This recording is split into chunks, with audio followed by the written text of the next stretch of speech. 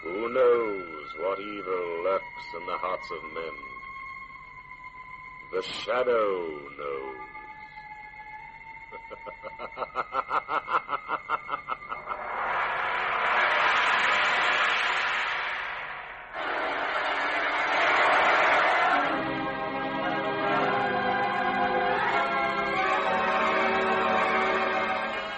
Once again, we bring you the thrilling adventures of The Shadow, the hard and relentless fight of one man against the forces of evil. These dramatizations are designed to demonstrate forcibly to old and young alike that crime does not pay.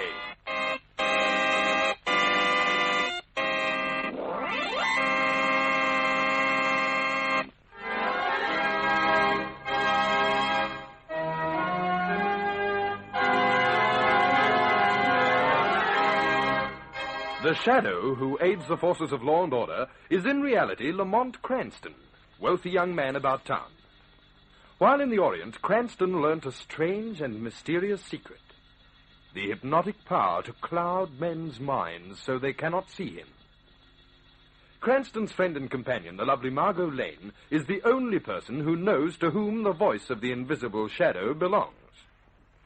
Today's drama, The Creature That Kills.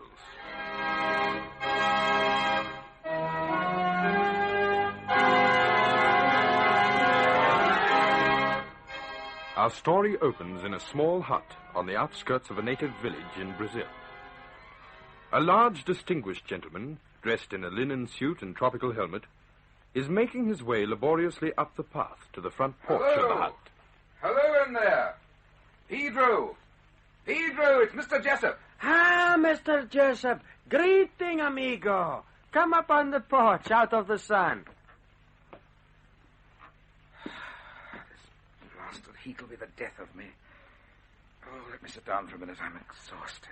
I am glad you have come, Mr. Jessup. Bomba and I were getting impatient to leave. Bomba? That is what I call my pet. Your pet? Oh, yes, of course. That is why I made this journey here, Pedro. I wanted to see your Bomba perform before we complete the details of our little transaction. You would like to see Bomba perform? Splendid, amigo. I will whistle for him. Come, Bomba. Come, Bomba. Good heavens, he comes right up the porch steps. Yes, he slips under the porch. Come, Bomba. Keep that thing away from me, Pedro. Do not fear, Mr. Jessup. Bomba is well trained. He will not attack a human except on my orders. I saw anything like it before in my life. I found Bomba on the banks of the Amazon when he was less than a week old. For the past 2 years I have trained him. He will do whatever I command. Bomba, get Mr. Jessup's hat on the chair there. Get it. Keep him away. Keep him away from me. Do not be frightened. Now, Bomba, bring that hat to me. There. There, you see how gently he gave it to me? Get him out of here. I've seen enough. Go, Bomba, back under the porch. That's a good bambino. It was horrible. Horrible. But I can see now that your bomber may be able to handle our assignment back in my own country very well. You are satisfied? Yes, I think I am. I think it's been worth coming thousands of miles to see your pet. Bomba and I are ready. When do we start? Immediately. I've arranged a passport for you to my own country. Of course, you may encounter considerable difficulty getting Bomba through the customs. Oh, never fear about that, Mr. Jessup. Bomba, you see, is an excellent swimmer. Eh? Yes, of course. Bomba will swim ashore from the ship. Excellent. Now, when you arrive, you'll go to this address. That is my home. I'll meet you there. Then I'll make arrangements for you and Bomba to get into that office, so that he may complete his assignment. Good. And, about the payments? You will be paid well. Here is 400 on account. There'll be 2,000 more for you when your pet has, shall we say, procured those invaluable papers.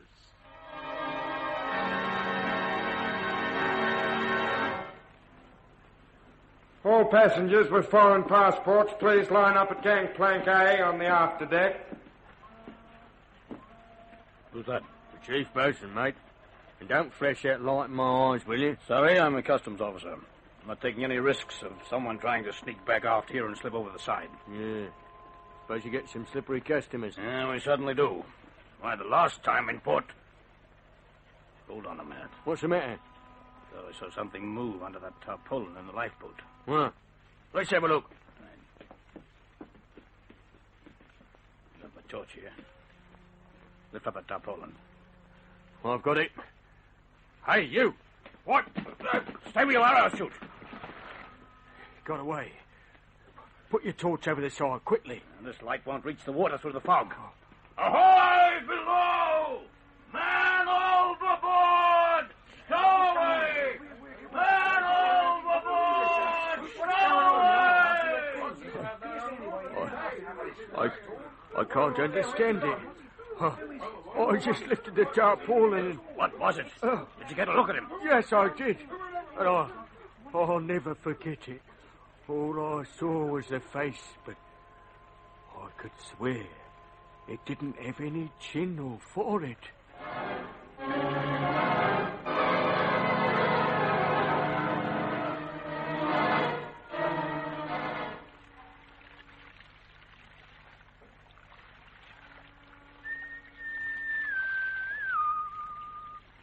Bomba.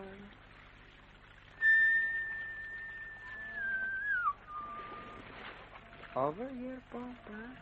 Over here. Here, Bomba. Over here. Good, Bomba. You beat them, Bomba. You beat them. I get you warm, Bomba, and a big meal for you in no time.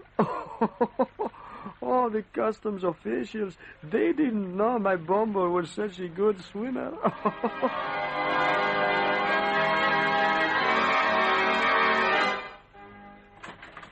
These are the people who phoned up from downstairs, Dr. Milton. Oh, hello, Lamont. Hello, Margot.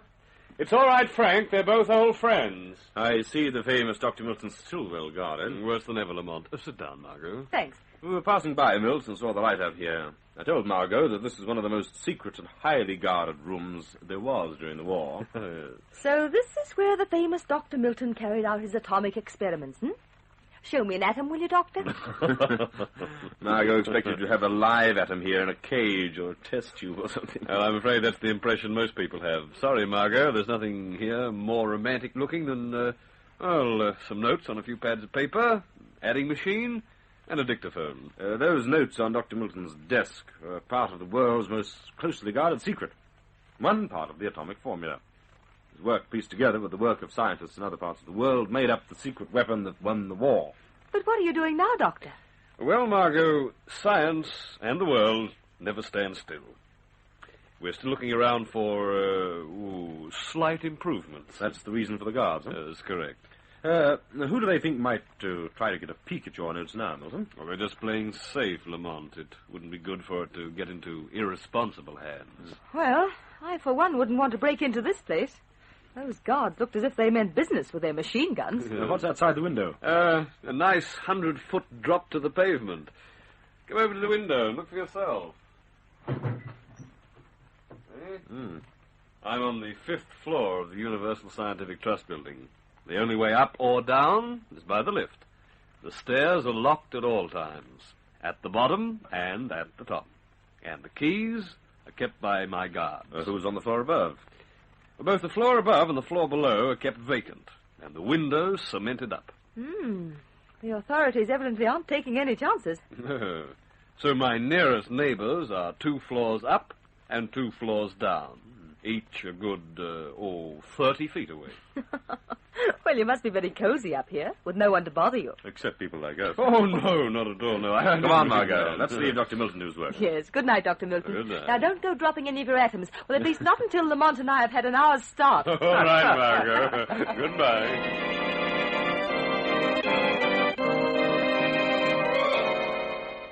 Well, Pedro, things have gone rather smoothly so far, eh? Very nice, Mr. Jessup. But I do not understand. This building is so well guarded, yet no one stopped us when we come up here to your office today. Very simple, my dear friend. The presence of your pet bomber was not questioned because I myself brought him up here in the large ventilated suitcase. It's the same one in which I transport rabbits and mice for experimental purposes. You see, Pedro, they think Arnold Jessup is a scientist. They also believe that I am the very soul of respectability. A patriot, Pedro. But to business. Tonight, Bomber does his work. Good. It is very dark outside. No moon. Yes, and our friend Dr. Milton is working late, only 2 floors below us. The window to his office is directly below that window over there, the one which Bomber will go through. We will get away without suspicion. We will leave this office just before Bomber starts out the window. We'll sign the register downstairs and be out of the building and in my car before the robbery is actually committed. A perfect alibi. Good. I will get Bomber out of the suitcase. Keep him in hand, Pedro. Ah, there he is. Were you cramped in that suitcase, Bomber? Keep him away from me, Pedro. Tonight, Bomber, you will show the world how smart you are. When you have finished, we will be very rich. Eh, Mr. Jessup? Oh, yes. Yes. Now remember, Bomber, like Pedro showed you so many times, make for the lamp first, then at the papers. Papers, Bomber. Good, good. Now you bring the papers to Pedro. Fine, perfect. He cannot fail, Mr. Jessup. Are you ready? Start Bomber for the window. I'll get our hats and coats. We must move swiftly once Bomber starts. All right, Bomber. To the window. That's it. Remember, climb down slowly, get the papers, and then you will hear. When you hear that, come to me, Bomber. There he goes to the window, Mr. Jessup. Good. Come on, Pedro. Let's get downstairs and into the car. Quickly.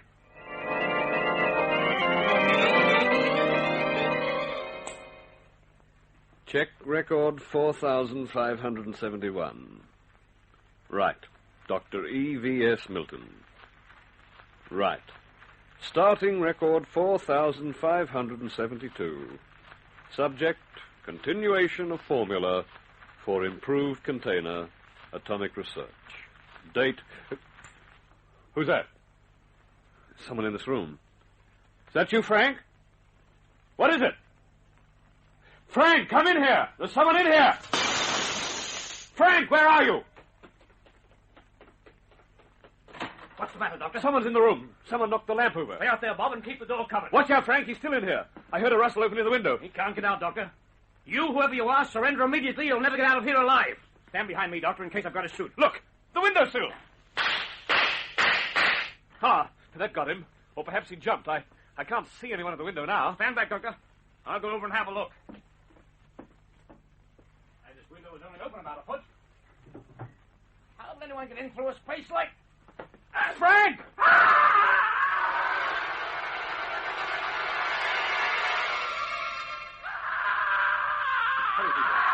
Car's over here by the curb. I am coming. Listen, a scream from the window. It's a body falling. In uniform, eh, Pedro? Looks like he was one of the guards. Bomba must have knocked him out the window. He's coming down now, see? Coming down from ledge to ledge. It's incredible. Come, Bomba. To Pedro, Bomba. Get him in the suitcase, Pedro. I'll start the car. Come, Bomba. That's it. He's down, Mr. Jessup. Hurry, Pedro. We've got to get out of here, and in a hurry.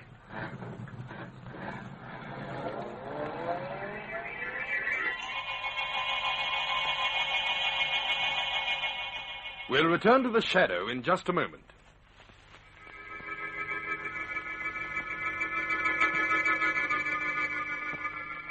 A mysterious thief has stolen invaluable papers from Dr. Milton, a brilliant scientist. 2 days have passed, and still the police cannot uncover a single clue. Dr. Milton has now called in his friend, Lamont Cranston, and together with Margot Lane, Cranston is making his own investigation of the amazing robbery. Here we are, Margot. New World Laboratories. Arnold Jessup, President. This is the only accessible office directly above Dr. Milton's. But, Lamont, the police have probably been over this office a dozen times since the night of the robbery. Exactly, Margot. And they didn't find a single clue. Well, then what do you expect to find? Just what the police did. Nothing. Oh, darling, you're talking in circles. Hold this box of fingerprint powder, Margot. If I'm not too inquisitive, is the nothing you expect to find here on this windowsill? Yes, it is. Oh, now, really, Lamont. Look, there's nothing on this windowsill. Not a single fingerprint. Yet this office has been left exactly the way it was the night of the crime. But what is that? A windowsill is the most natural place in the world to find fingerprints, Margot. Lots of them. Well, perhaps somebody wiped them off the sill before the robbery. Exactly. And an innocent man doesn't wipe off fingerprints. Mr. Jessup, he was the last person to leave this office by his own admission. Come on, Margot. I have a couple of questions I'd like to ask Dr. Milton.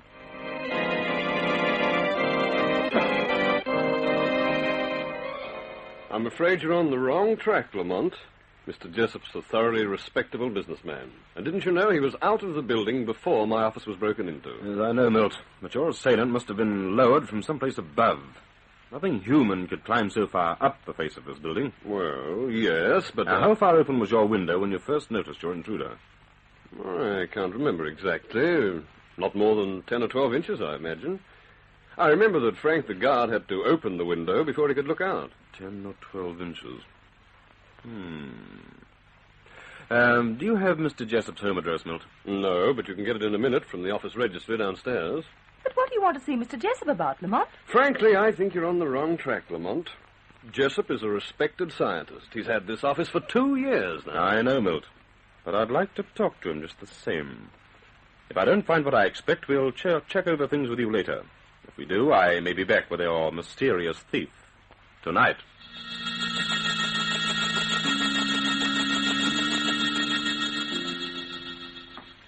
Do you really think Mr. Jessup stole those papers, Lamont? Frankly, I'm just about as baffled as the police are with the case. I do think Mr. Jessup may give us a lead of some kind, though. Particularly if I visit him as the Shadow. Mm-hmm. What do you want me to do? Wait in the car, Margot, and keep a sharp lookout for anyone who may come into or leave Jessup's house.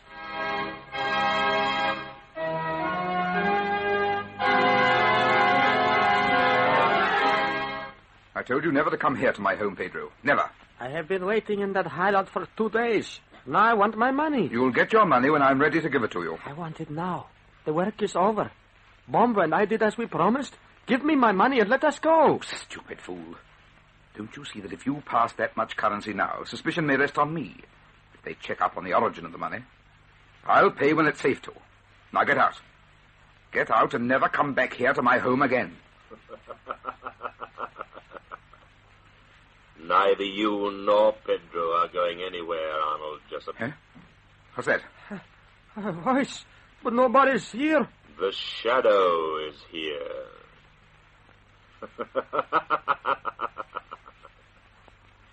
I heard your argument with Pedro just now, Mr. Jessup. So you know all about the theft of Dr. Milton's papers. Get out, Pedro. Quickly, out the back way. I'm going. Wait, Pedro, wait. Slipped away from you, didn't he? Why didn't you stop him, Shadow? Because I think you are the important game, Arnold Jessup. You're the man with the brains and money who conceived this robbery. I haven't any idea of what you're talking about. This Pedro is just a person I met in Brazil. He did some work for me there. Now he's trying to wheedle some additional payments out of me. A person like Pedro trying to wheedle money out of an eminent scientist. No, Jessup. You'll have to think up a better lie than that. There's no earthly reason why I should lie to you. Or tell you the truth, for that matter. Your office is directly above Dr. Milton's, isn't it? Yes. But it might interest you to know that I wasn't even in my office at the time of the robbery. No, you left 1 minute before. Why were you in such a hurry to leave, Jessup? And why did you wipe any fingerprints off the sill before you left? You seem to know a great deal, Shadow. Perhaps you'd better answer your own questions. I know that whoever or whatever you employed to steal those papers is out at your hideout. And I know that you're going to take me to that hideout. I am. That's very interesting. Very Wait. interesting. What was that? It sounded as if two motors were pulling away from the building.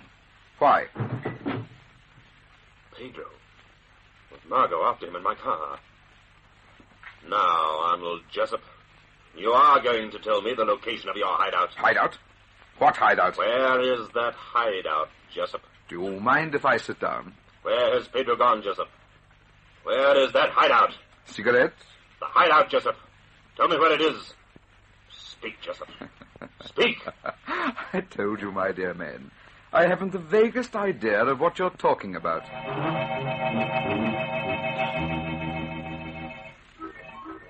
I do not know why you follow me here, or what you want, lady, but now you are here, you stay. I wasn't really following you at all. I thought you were a friend of mine, Mr. Jessup. Mr. Jessup. You know about Mr. Jessup and Pedro, eh? Well, then, I am very glad you're here, lady. Look, I don't know anything about you and Mr. Jessup. You were in his car, and so naturally I thought that Don't you... not make excuses, lady. You are here, that is enough. And you will stay. What? You can't keep me here? Oh, yes, I can, lady. My gun, she is on the table there. Oh. But I will not have to use the gun. I have something better for you. You know about Mr. Jessup and I, so perhaps you should know about Bomba, too. Bomba? My little pet I have trained since I was a baby. What have you got in that cage? I will open it and let you see. There you are, lady. Beautiful, powerful Bomba. A snake! Not just a snake. A trained python.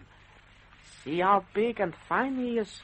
27 feet long and so very strong. Keep him away from me. Bomba is also the best climber in the world. You should have seen him come down the side of that building. So sure, from ledge to ledge he went. So smooth. It's horrible. You do not like Bomba? Oh, but he is so beautiful. Such coloring. Such a slim, strong body. Please let me out You of are here. not leaving until Bomba has finished with you. He will do as I command, and I command him to go after you, lady. Go, Bomba. Go, lady. No, please. Keep him away from me. Oh, go, Bomba. Get Lady Bomba. No, please. After her, Bomba. Follow her. Get him away from me. Call off your pet, Pedro. Dios mío. Shadow. Get that snake away from the girl, Pedro. Oh, yes, Shadow. Quick, call him off. Stop, Bomba. Come to Pedro. Oh, thank heavens. That's better. Now you, Jessup, get in here. You've got some explaining to do. Get your hands off me. You'll have the explaining to do when Bomba finds you, Shadow. No one can see the shadow, Jessup. No, but Bomba can find your scent. Why, yes. That is true. Bomba can smell out the invisible man. So you see, my friend, you've walked right into a trap. Send Bomba after the shadow, Pedro. Yes, good. Go, Bomba. Find the voice. Pick up his scent, Bomba. No, don't. He'll never find me. No. He's following your voice around the room right now. Keep after him, Bomba. No, stop him. And when he gets you backed into a corner, Shadow, The invisible man will be crushed into an invisible pulp. Keep that snake away from me. Keep him away, I said. Oh, that's it, Bomber! Back into the corner! Hold your python, Pedro. Don't you see Jessup wants me out of the way because I know the truth about the money he owes you? My money? What about my money? Don't listen to him, you fool. Jessup is planning to escape, Pedro. He has no intention of paying you your money. Is this true, Jessup? Shut up, you fool. He's trying to distract your attention. Keep Bomber on him. My money! You're not going to pay me! Shut up, I said! You slap me! No, Bomber will get you, Jessup. He saw you. He is already coming for you. Go, fat man, Bomber. Go, fat man. Kill him. No. Kill him. No, keep him away from me. I'll pay you. I'll do anything. Get him away. Get him away. I've got your gun on the table, Pedro. I've got your gun. You cannot shoot now, Jessup. Bomber has you. Get him away. Get him. No, Pedro. Stop, Pedro. Oh, crush him, Bomber. Stop him, Shadow. Stop him. Give me that gun, Jessup. I can't. He's got my arm. He's breaking it. He's crushing me. I've got the gun. Now call off your snake or I'll shoot, Pedro. Finish him, Bomber. Finish that man.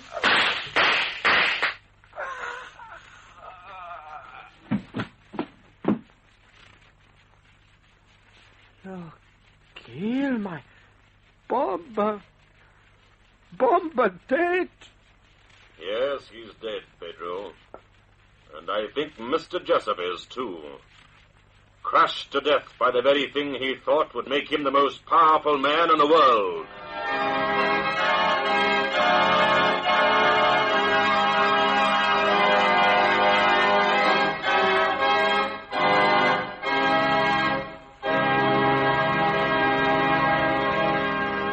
The Shadow.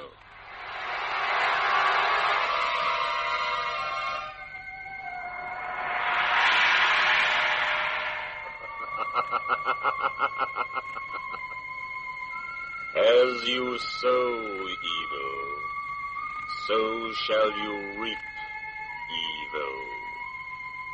Crime does not pay. The Shadow knows.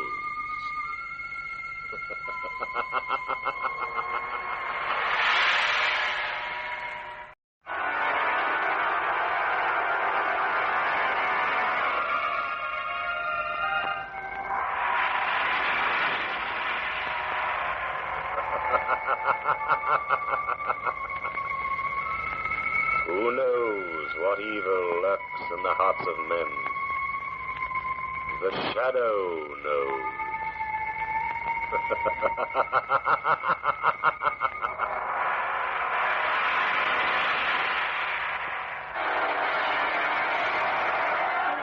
Once again, we bring you the thrilling adventures of The Shadow, the hard and relentless fight of one man against the forces of evil. These dramatizations are designed to demonstrate forcibly to old and young alike that crime does not pay.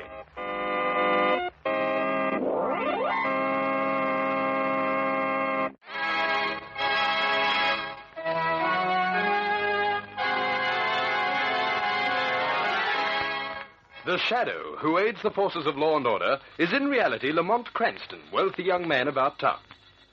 While in the Orient, Cranston learned a strange and mysterious secret. The hypnotic power to cloud men's minds so they cannot see him.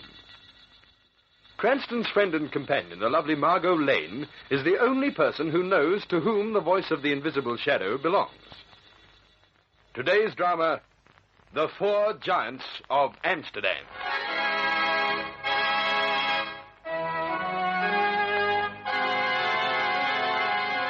Lamont Cranston and Commissioner Weston, Chief of Police, are having dinner with Margot Lane in her beautifully appointed flat. They've been sitting for some time now in the flickering candlelight over coffee and cigarettes. Have another cup, Lamont? Thanks, Margot. What about you, Commissioner? Or are you afraid it'll keep you awake? Well, I don't care if it does, Margot. I've got some very good, very important reading to do tonight. Oh, now, that reminds me. I've just finished a wonderful mystery novel. Ah, mystery novels. They're too fantastic, lurid. They're not true to life. Look here, I've met up with lots of murderers in my time, and they've always used down-to-earth weapons. A gun or a knife or a rope. Poison needles. The fantastic murder weapons of over-imaginative fiction writers. Oh, I don't know, Commissioner. Some murderers aren't too choosy about the weapons they use. Oh, no? No. As a matter of fact, Margot and I once encountered a murderer who didn't choose to dirty his hands with weapons at all. What did he use? Arsenic? Nope. He used nothing. Nothing except his knowledge of another man. Remember the case, Margot? Yes, I do. The 4 Giants of Amsterdam. The 4 Giants of Amsterdam? Sounds like a fairy tale. Yes, isn't it? But it wasn't. Amsterdam, you see, is just a middle-sized country town in this state, the center of some important primary industries, and the 4 Giants were simply the 4 richest men in the town. They were members of the wealthy wool concern of Bailey, Heath, Randolph, and Fraser. The story really begins at the funeral of the eldest partner, Bailey. It was a dismal night in the Amsterdam cemetery. Mourners had departed, and 2 of the partners, Heath and Randolph, stood looking down at Bailey's newly covered grave. If only one of us had reached Bailey in time. What do you mean? You haven't forgotten, have you? It was exactly 20 years ago that we sent him away. You mean the cripple? Yes, the cripple. Remember what he said? Don't forget me. I'll be back in exactly 20 years when you're all wealthy and secure, and I'll kill each one of you. And you won't even know I did it. It'll seem like the hand of fate. That's what I was thinking about with old Bailey dying today. It does seem strange, doesn't it? Well, admit it, man. Well, I suppose it does, particularly after what the doctor said. What exactly was that? That Bailey's heart went very suddenly. He said it was as if he'd seen something that literally scared him to death.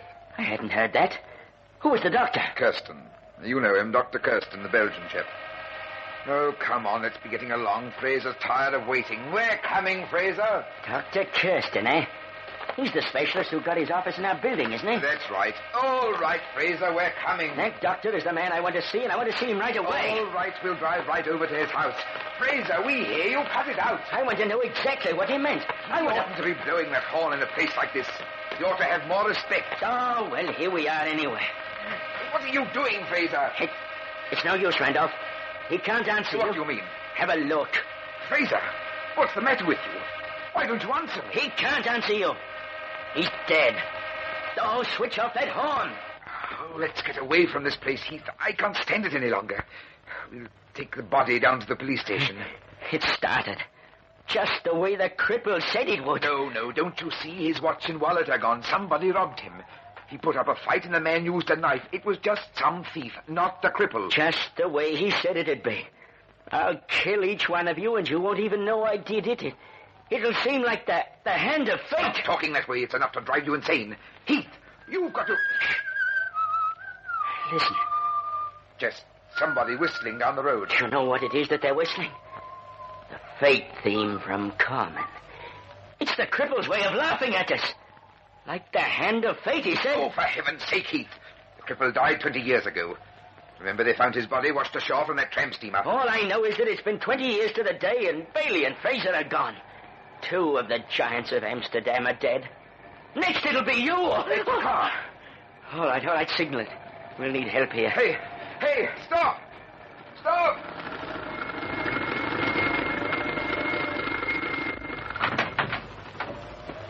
Well, now, what can I do for you, Mr. Randolph? Mr. Heath? It's Bill Gady. Look, Heath, it's the caretaker of our building. Oh, I'm certainly glad to see you, Bill. What's the trouble? It's Mr. Fraser, Bill. We think he's been murdered. Think he's been murdered? We know he's been murdered. And we know there are things to do and no time to waste in doing them. Randolph. Yes? You drive the body down to the police station. Have the sergeant get every man on the force to work on this thing at once. All right. And Gady. Yes, sir? The first man I want to see is Dr. Kirsten. All right, get in, sir. I know where he lives. You'll find me at Kirsten's house if you need me, Randolph. All right. Gady, you've been with the firm for a long time, haven't you? Yes, sir. You remember the boy with the club foot? Boy with the... Oh, yes. The young fellow who worked at the bank. Yes, I remember. You haven't seen him around, have you? Seen him around? Why, Mr. Heath, he's dead. He's been dead for... what's the matter with this car? Oh, what's gone wrong now? What's the trouble? No, I'm out of juice. Oh, for the love of... I'm sorry, Mr. Heath. This is a bad place to run dry. Look at that road sign in the headlights. Beware of falling Oh, rocks. forget about it. They never fall. I wish all I had to worry me was falling rocks. Oh, hurry up, J.D. There's a garage about 1.5 miles up the road. And be quick. All right, Mr. Heath. I'll be back as quick as I can. Oh, what a time to have a thing like this happen. Good heavens, the car's parked right in the middle of the road. If a car comes round the bend, it'll smash right into me. I suppose I'd better push it over to the side. Let me see now. No good. I can't move it. Not as young as I used to be. Thank goodness somebody's coming down the road. Hey, you with the torch. Lend me a hand here. I'm trying to get this car off the road. We're run out of juice. Come along. Hurry up, please, before the car comes. Get that light out of my eyes, will you? What's the matter with you? What makes you walk like that? Sounds like you've got a club foot. Help! Help! No, not with that rock! No!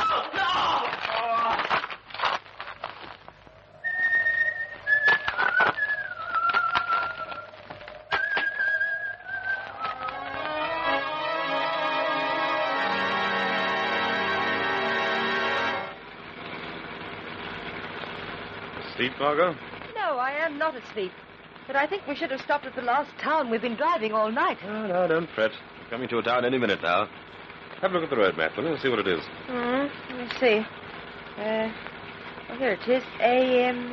It's Amsterdam. Look out, Lamont. There's a parked car. There now, you're all right. Missed it by a hair. Oh, if ever you decide to become a taxi driver, remind me to take a tram. I couldn't see round a curve like that. It's that fella's fault parking a car in the middle of the road. I think I'll just have a few words with him. Now, temper. It's not temper. I'll just tell him what a... Hey, there's no driver in this thing. Now, what's the idea of leaving... Lamont, look. There on the road. It's a man. Or what's left of one. He must have been hit by one of the falling rocks. See that sign there? It says, beware of falling rocks. Oh, I wonder if... Lamont, he's alive. What? I just saw his hand move. Let's get him into the car and see what we can do. Mr. Heath, I've got the petrol. We're all right. Now, what's going on here? Hello there. Who are you? Who are you, mister? Well, you see, we're just... Hold on. Put up your hands. The gentleman has a revolver. Step out into the light. Gladly, but I'm not really worth looking at. Weak face, I'm told. It's not your face I'm interested in. I want to see your feet. Feet? There. Walk a few steps. I'm puzzled, but obliging. All right. You can put your hands down. Good. I'm glad you approve of the way I walk, but what does it matter? I'll tell you later. Come on. Help me to get Heath into the car. Well, it's about time. If you stop these walking exercises, we may be able to save his life. All right, miss. We'll drive him over to my house. Not very far. I'll phone Dr. Kirsten to come over at once. Him. It was him. He's come back. He's dead, but he's come back. Listen, he's talking. What's he saying? Dead, but he's come back. Somebody's dead, but he's come back. Oh, he must be delirious. I don't know, miss. He may be, but I'm afraid he isn't.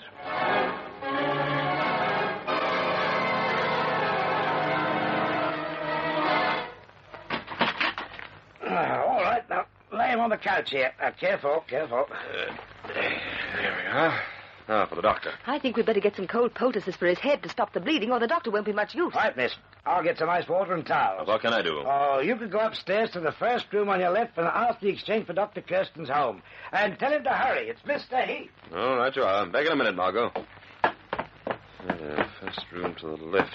That's what he said. Here we are. Hello, operator. Operator. Oh, look, I want Dr. Kirsten's house. It's urgent. Hurry.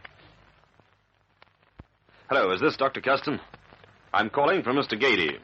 There's been an accident. Can you come right away? Yes, Mr. Heath has been seriously injured. Oh. Yes, well, yes, thank you very much, Doctor. Well, that's that. Now. I say, Lamont. Hmm? Who's the crippled man? What? Who's who? The crippled man in the dark coat. Didn't you see him? No. When? Well, he passed me on the stairs on my way up. I think he's got a club foot. Yes, but I thought we were the only people in this house. Did he speak to you? No, he was whistling. Whistling? Yes, like this. What was that? Door slammed. It's locked. Hey, what's happening here? I don't know, but... Wait a minute. I smell smoke. Listen. Lamont. Oh, easy, Margot, easy. Open the door! It's me, Bill Gady! Open up! The house is on fire! He's coming out from the storeroom! We're locked in. What's going on here, anyway? It's the cripple! I saw him! He's back! Back from the bed!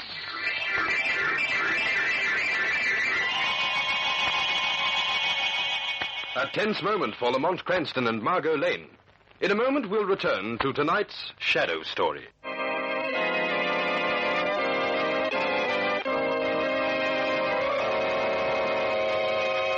Margot and Lamont were trapped on the second floor of a burning house by a mysterious murderer known as the Cripple. We find them now exhausted but unhurt, a safe distance from the blazing inferno.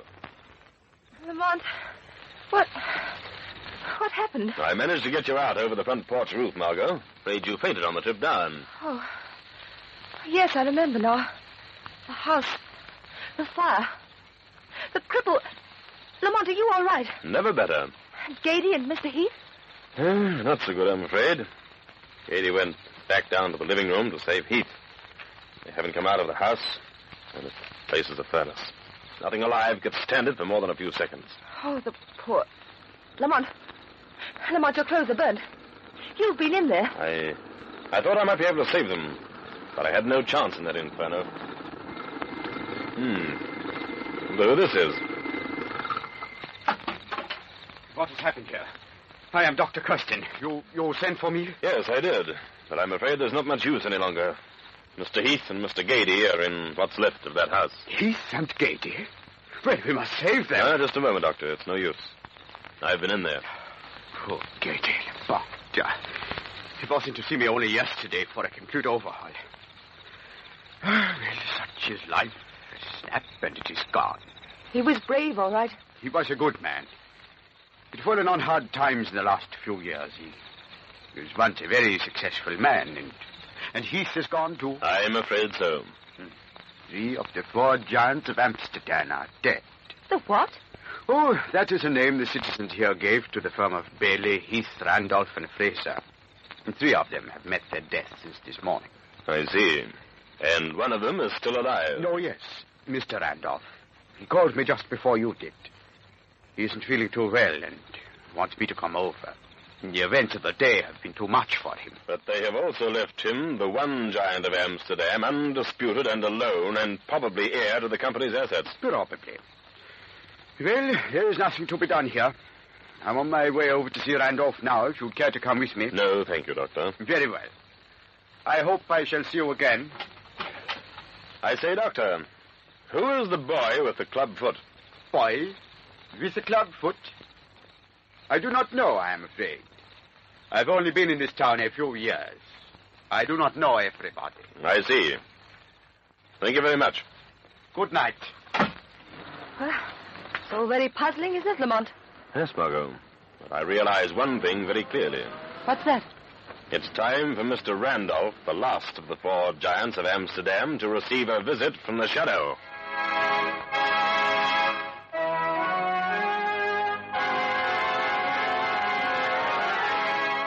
It's awfully good of you to have come out to my home, Dr. Kirsten. No, it is nothing at all, Mr. Randolph.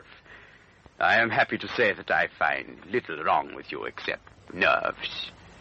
I suggest that you take the sedative I gave you and then be at my office tomorrow morning at 7:30 for a complete overhaul. Yes, Doctor. I'll be there. Good night now and sleep well.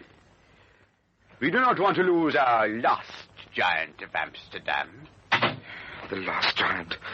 They've all gone except me. Why did we do it? Why did we ever do it? What was that? I heard somebody laughing. Who is it? John Randolph. Is it you? Is it the cripple? No, it is I, the Shadow. I am here in this room with you, but you cannot see me, John Randolph. What do you want with me? Why have you come here? Your life is in danger, Randolph, and I will help you to save it if you will tell me one thing. Who is the cripple? I'll tell you. If you help me, I'll tell you, and I'll pay for what I've done. The cripple was a young chap with a club foot named Timothy Barker. He worked in the Amsterdam Bank and Trust Company 20 years ago. He discovered something about the illegal transactions of our firm, and we faked a charge against him to keep him quiet. Then we offered him passage on a tramp steamer to Europe. That is not all of the truth, Randolph. No. No, it's not all. There was more. We were afraid he'd blackmail us, so we sent a hired assassin after him, who pushed him overboard in mid-ocean. His maimed body was washed up on the beach at Tobago, in the Caribbean, 20 years ago. And yet he's come back and is killing us off one by one. I'm next. I know I'm next. I will help you escape death, Randolph, but I will see to it that you pay for your 20-year-old crime against Timothy Barker. If you want my help, be at Dr. Kirsten's office at 7:30 in the morning as he ordered you to be.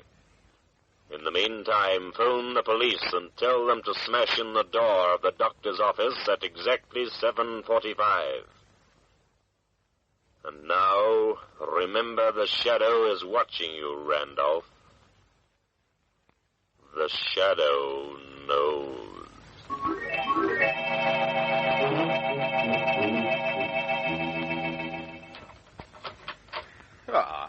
Good morning, Mr. Randolph. Right on time, eh? Yes, Dr. Kirsten, just as you said, 7:30. Your hands, they're trembling.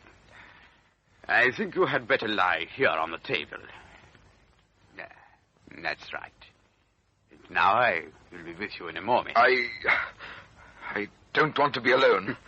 Now. Those nerves of yours are acting up, eh? Just relax, Mr. Randolph. Just relax. Doctor! Lie still. Lie still where you are, Randolph. The shadow? Yes, the shadow is beside you, Randolph. Do not be afraid. We are near the end of the road. Soon we will know all. Do you hear? Yes, it's him. Don't leave me. Pretend to be asleep. He will certainly take one of the scalpels out of the chest there and try to kill you. But I will be at your side. Steady, Randolph. The murderer will enter in one moment through the rear door of this room. Here he comes.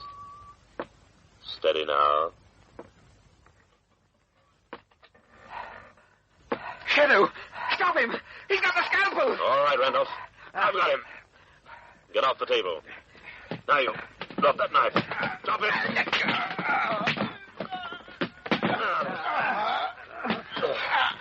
Now, and off with that mask. There. Bill Gady! Yes, Bill Gady. And the clubfoot we heard is only a block of wood. Who are you? Whose voice is it I hear? Where are you? I am the shadow, here in this room, Gady, to see that you hang for the crimes you've committed. Hang? I'll never hang. Dr. Kirsten told me yesterday that I had less than a week to live. That's why I had the courage to kill these enemies of mine. It didn't matter if I were caught. I'm as good as dead anyhow. Why were these men your enemies, Gady? Why? I'll tell you why. I, Bill Gady, was the fifth giant of Amsterdam until the other four joined forces against me and ruined me, and then gave me a job as caretaker in this building. I hate them. What is happening here? Come in, Dr. Kirsten. You can hear about it, too, now. Yes, I used the trick of the cripple with the clubfoot because I knew all about the case. I was one of the giants who sent him to his death 20 years ago. And I knew I could use the disguise as a blind until I'd done my work of murder. It was pretty thin, but I didn't care. I've less than a week to live anyhow. You told me so, didn't you, Dr. Kirsten? I'm afraid that wasn't quite accurate, Gady. Huh? What? What did you say? I'm afraid I was in serious error. I am happy to inform you that you will live to be an old man, Bill Gady, barring the probability of being hanged by the neck. Why, I'll catch Shadow, you. he's got the scalpel. Stop him! Stop him! You rotten, double-dealing... he tricked me! He tricked me! Come back here. Come back, Gady. That voice. Where's it coming from? I don't see anything. I am here, nevertheless, Dr. Kirsten. Here in this room. Tell me, are you sure Bill Gady will live? Yes, quite sure. He's as healthy as a newborn babe.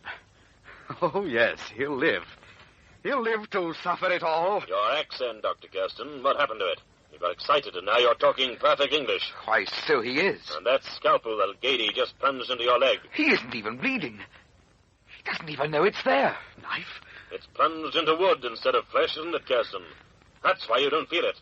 That's the leg that used to have the club foot on it. Am I right, Dr. Kirsten, or rather, the cripple? Timothy Barker. The boy with the club foot. Yes, you're right. I am Barker. The body that was washed ashore was the thug the giant sent to kill me. I went overboard with him, and my leg was caught in the propeller of the boat and cut off. My club-footed leg. But I was finally rescued, and when I recovered, I took up medicine in Belgium, and at last returned to this town as Dr. Kirsten, and waited for my revenge. You used me to get it? Correct. I knew that you, Gady, hated the other 4 giants of Amsterdam. I knew that only your fear of death kept you from killing them. That's why I deliberately said you had less than a week to live. You devil! You rotten heartless! Stand back, gentlemen. He's got a gun. Of course I have. And now I'm going to finish the job. I'm going, Randolph and Gady, and both you are going with me. You're not going anywhere. What's that? That's the police. And for all 3 of you, it's the end of the 4 giants of Amsterdam.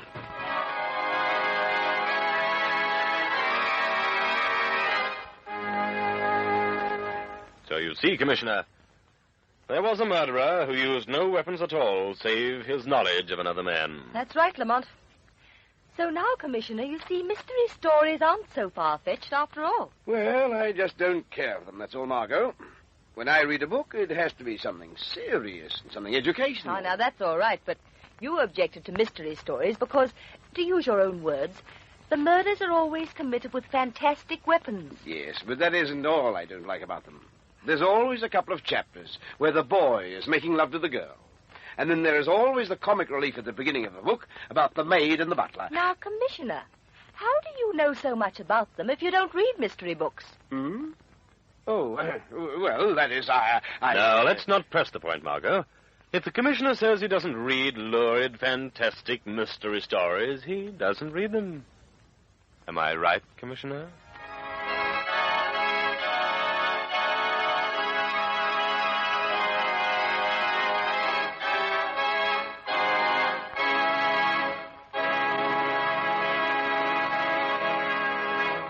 So concludes this week's Shadow Story. Next week, same time, same station, we bring you another strange and thrilling adventure in the Shadow's daring battle against the forces of evil. Be sure to listen for another thrilling Shadow Story.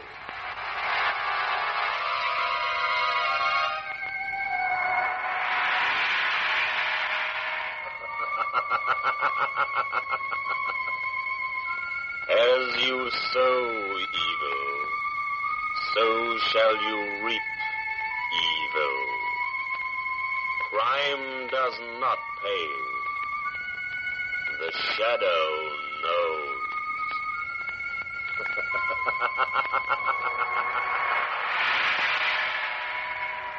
A masterpiece of suspense.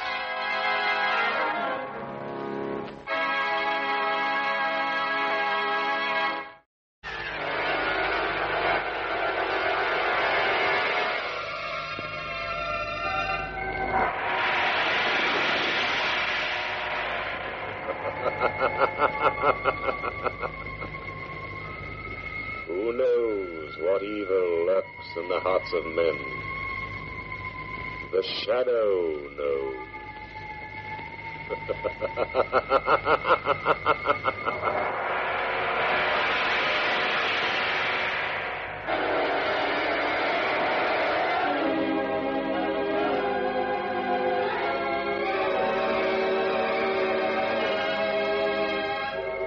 Introducing the thrilling adventures of The Shadow, the hard and relentless fight of one man against the forces of evil. These dramatizations are designed to demonstrate forcibly to old and young alike that crime does not pay.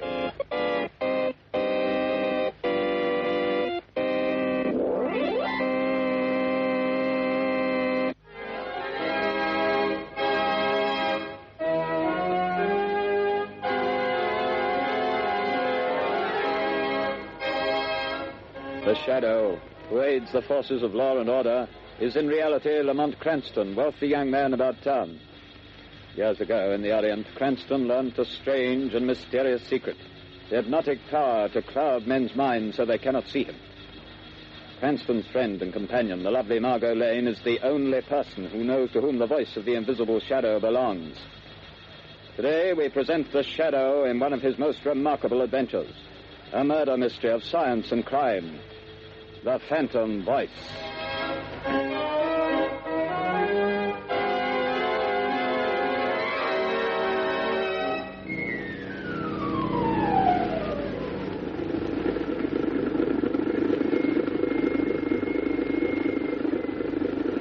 Here we are, Margot. Let me take your arm. Thank you, Lamont.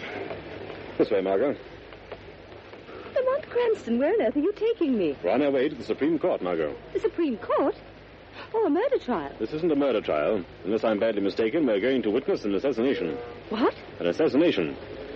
An assassination of the character and reputation of one of the most outstanding public men in this country today. Oh, you mean Robert Durham? Yes. I've been reading about his trial in the papers. They've certainly unearthed plenty of evidence that he accepted that bribe from Stephen Reynolds. Yes, Margot. But unless I've made a mistake in character analysis, that evidence is forged. Durham is more than a political figure, Margot. He's a statesman. He's devoted his life to unselfish public service. He's a very wealthy man. Yes, Margot. Robert Durham has given away 10 times the amount of money he's accused of taking as a bribe. Well, if that's true, Lamont, the whole thing doesn't make sense.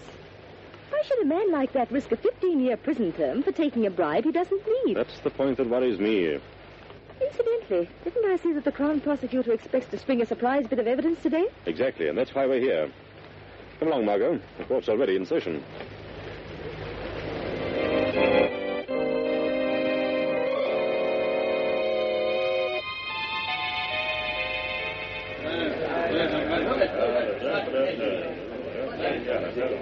Silence! Silence! One more such outburst on the part of the spectators of this trial, and I shall order the courtroom cleared. The learned counsel for the defense will now proceed with the case. Your Honor, I have stated the case for my client. I have indicated that by his record, it would have been impossible for him to act as the Crown claims he has acted. I have yet to see any proof that Robert Durham committed any crime. I will now call Durham to the witness box to deny these lies in person. Senator Robert Durham. Durham, take your place in the witness box, please. Silence! Silence! Take this Bible in your right hand. Face His Honor. The evidence you give in this case will be the truth, the whole truth, and nothing but the truth. Repeat after me, so help me God. So help me God. Robert Durham, you have heard the Crown's allegations that you did, at some time during last December, accept a bribe from the late Stephen Reynolds, whose death revealed a vicious and fraudulent traffic in government control. Yes. What is your answer? I've never accepted a bribe from anyone. My answer is that the whole thing's a pack of lies. Silence! Silence! That is all I have to ask the witness, Your Honor. Mr. Crown Prosecutor. Robert Durham, do you deny that on the 16th of December last, you received a visit from the late Stephen Reynolds in your room at the Maximilian Hotel? I know. He came to see me. Just answer yes or no. I'll ask you if I want you to enlarge on a question. Yes. Your Honor, for the information of the court, I'd like to point out that the defense has made much of the defendant's long and seemingly illustrious career of public service. They would have you believe that, like Caesar's wife, the defendant, Robert Durham, is above suspicion. They paraded witnesses to the stand who have told you of his philanthropy, of his unselfish devotion to public service, of his blameless personal life in the past.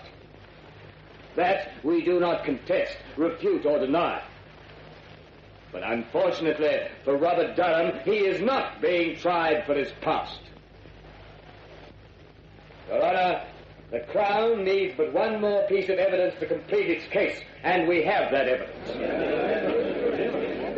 Silence! Silence! I beg leave to show the jury a soundtrack motion picture of a meeting between the defendant and the late Stephen Reynolds, whose bribe of £10,000 paid to the defendant is the basis upon which this case is brought to trial.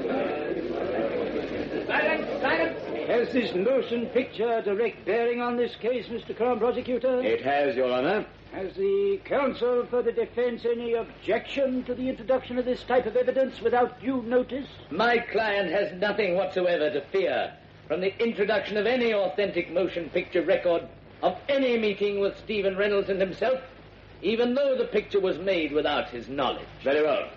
The projection equipment is in the courtroom. With Your Honor's permission, will you order the shades drawn and the lights extinguished? The court constable will please draw the shades. Again, I caution spectators against any outbursts of any kind. Furthermore, none will be allowed to leave the court until the introduction of this evidence is complete. You may proceed, Mr. Crown Prosecutor. With the court's permission, we will place this screen in full view of the jury. Your Honor. Counsel for the defense has a question. For the sake of the records, will the Crown state at whose request this motion picture was made? It was made at the request of Anthony Vogel, a solicitor in this city. For what reason? As a citizen interested in public welfare. Ready to run the film, Mr. Crown Prosecutor. Very well. Now, if the constable will turn out the lights. Certainly, sir. Silence! Silence! The Crown will submit affidavits to prove that this is an authentic film record of a meeting between Durham and Stephen Reynolds on the evening of December the 16th. You may turn on the machine. Yes, sir.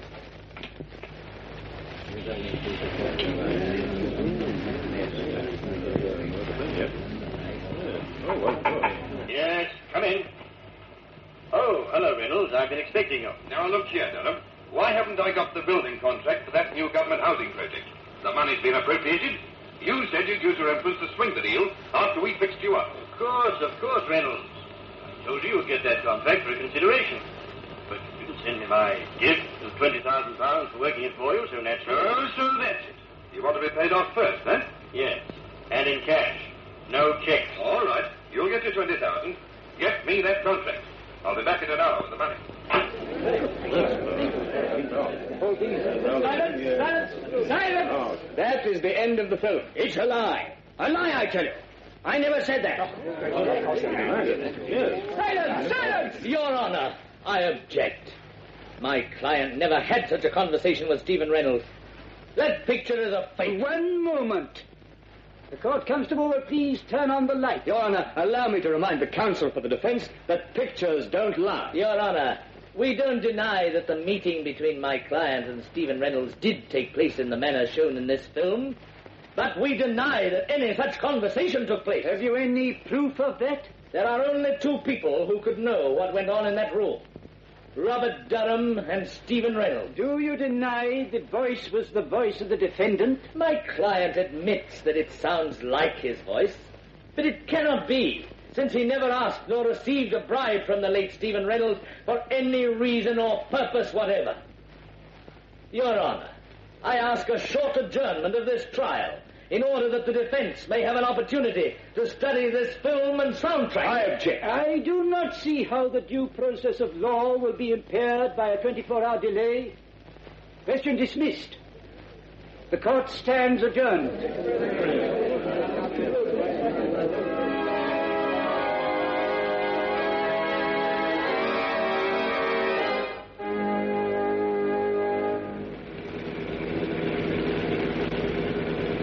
Lamont, after seeing that talking picture of Robert Durham meeting Reynolds and practically demanding a bribe, how can anyone doubt his guilt? Margot, the Greeks had a philosophy that ran something like this. Only believe half of that which you see and nothing you hear. Oh, but Lamont, that wasn't hearsay evidence. That was Durham speaking. That was his voice. Even he can't deny it. No man knows the sound of his own voice, Margot. Besides, Durham never spoke those words to Reynolds. But you saw him. You saw the motion picture. Exactly. But because I did see him speak in the film, I know that he did not say the things that were on the soundtrack. What do you mean, Lamont? Have you ever watched the movement of a man's jaws muscles? The way he speaks certain words? You mean you know what he really said? No, his face was half averted from the camera. I couldn't see his lips. I don't know just what he did say, but I know that he didn't utter the words we just heard. Oh, but it was still Robert Durham's voice saying those other things, demanding that bribe. I'd swear to it. Yes, and so will the jury, Margot. Unless something is done within the next 24 hours, one of the finest men in the country, an innocent man, Robert Durham, is going to be sent to prison for 15 years by his political enemies. I'm stopping here, Margot. I want you to wait in the car, please.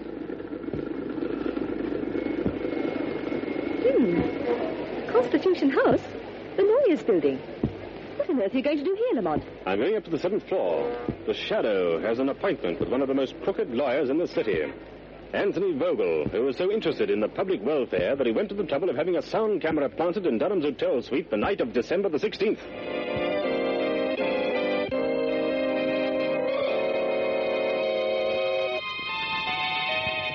A man's reputation at stake. But the Shadow is not going to stand idly by and watch an innocent man be sent to prison. It's a tough fight he's buying into, but the Shadow's about to give blind justice a helping hand. Stay tuned in for further developments in a few moments.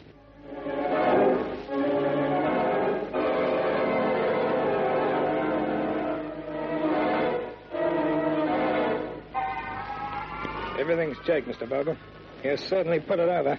Pulling that sound picture out of the hat certainly did the trick. Yes, but I'm still worried, Travers. Ah, there's nothing to be worried about. Robert Durham's as good as on his way to Long Bay right now. Well, I won't feel happy until he is. Yeah. Well, getting on to something personal, boss. When are you going to get me a wrestling bout? Wrestling bout? Yeah, it's about time I got in the ring again. Well, I could do with the extra sugar. Forget you're a wrestler, Travers. You'll make more money as my bodyguard. Any calls for me when I was down the court? Oh, yeah. Wilson phoned a couple of minutes ago. Well, why didn't you say so? Well, you didn't ask me. What did he want? He wanted to talk to you. Hey, what do you suppose he wanted? More money? I've paid him all he's going to get. Hold on a minute. Perhaps he's read in the afternoon papers that we're really using the soundtrack for. If he gets chicken-livered and talks... perhaps we should fix him so he can't talk, eh, boss? What do you mean? Well, he's got a 7th-story flat at the Cross. Perhaps he could fall out of one of the windows accidentally, like. He'd only have to fall once. It might be a good plan if he gets too nosy. All right. You want me to go over there now and take care of it, boss? No, there's no sense doing anything about him until we have to. At the first sign of anybody catching on to what we're doing, then we'll arrange a neat little accident for Mr. Wilson. And now let's take a look at that Wesley murder case. One case at a time, Mr. Vogel. What was that? Suppose we review the evidence of the case against Robert Durham. What sort of devil's trick is this? Where are you? I am the Shadow, Mr. Vogel. I can't see you. Nevertheless, Vogel, I'm here in the shadows. Cripes, boss. Somebody's talking and nobody's here. Shut up, Travers. I'll handle this. So it's the Shadow. You've come here to play your hypnotic tricks on me.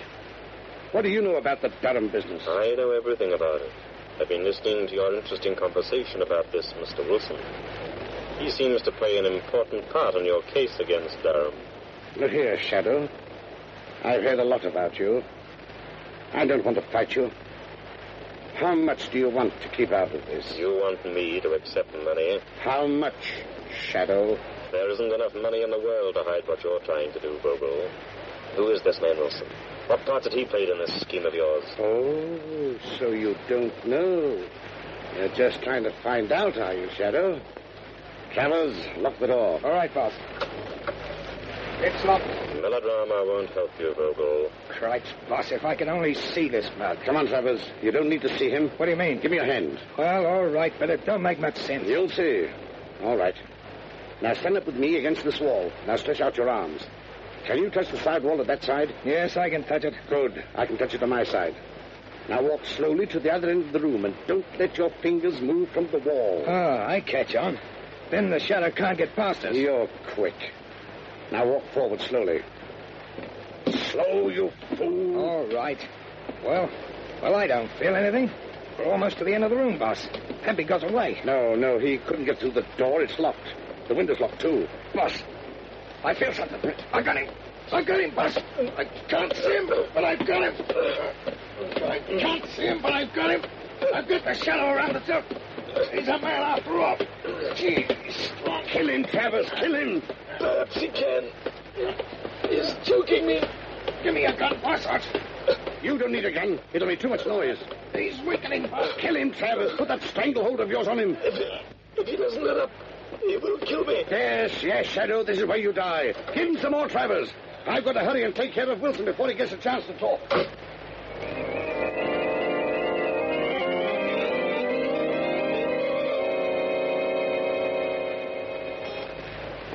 I wonder who that can be. Oh. Good evening, Mr. Vogel. Hello, Wilson.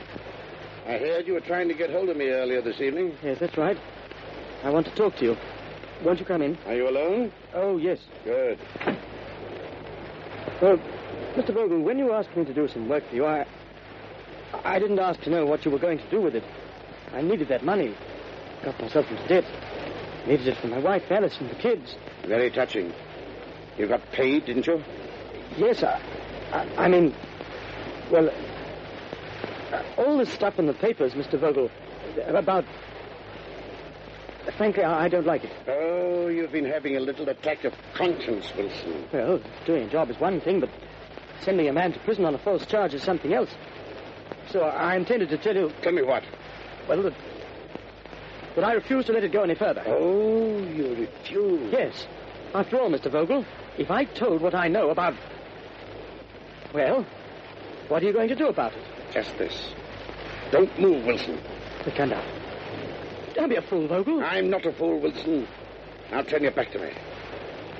That's right. But what are you going to do? I'm going to assist at a little accident. Now walk to that window. No, wait, you can't do this to me. You can't... Walk. All right.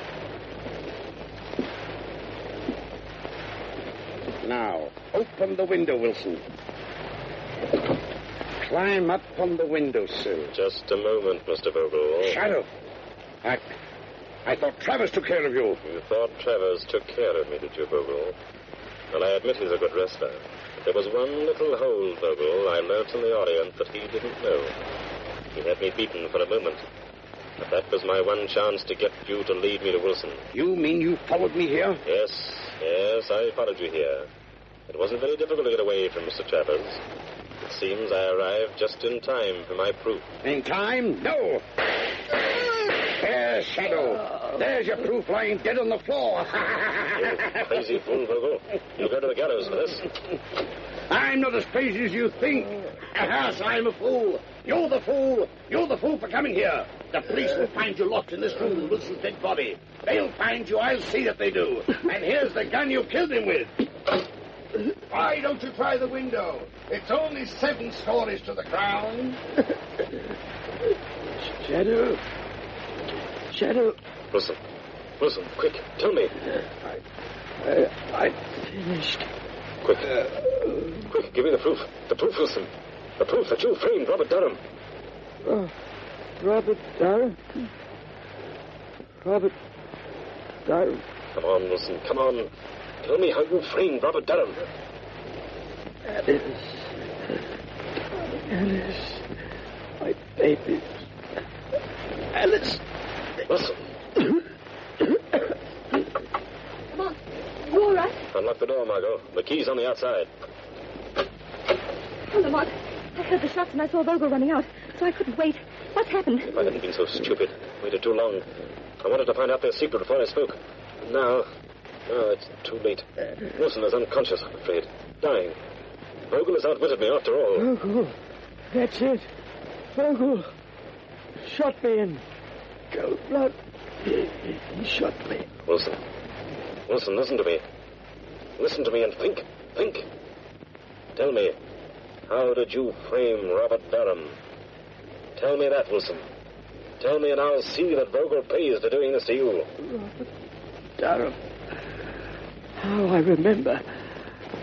I'll show you. Help me into the next room. I'll show you. I'll help you. Easy now, easy. I'll get on the other side of him. There. Why, look. It's a recording studio. That's right. It's my hobby.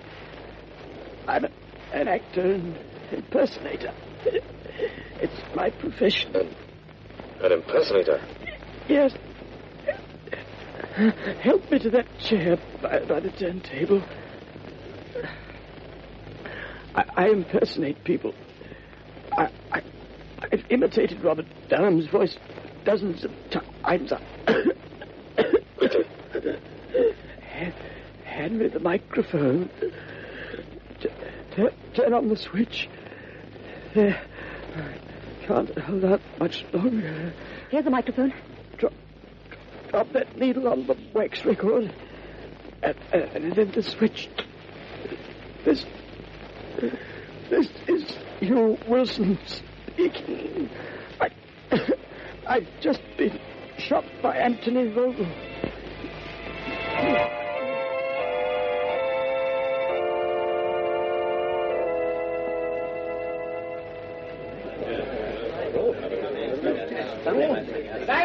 Silence! Your Honor, I move that the case against my client Robert Durham be dismissed. On what grounds? On the evidence contained in this record found in the flat of the late Hugh Wilson, the radio stage impersonator who was found shot last night. With the court's permission, I will now play it. Permission granted. You may stop the record now. Yes, sir.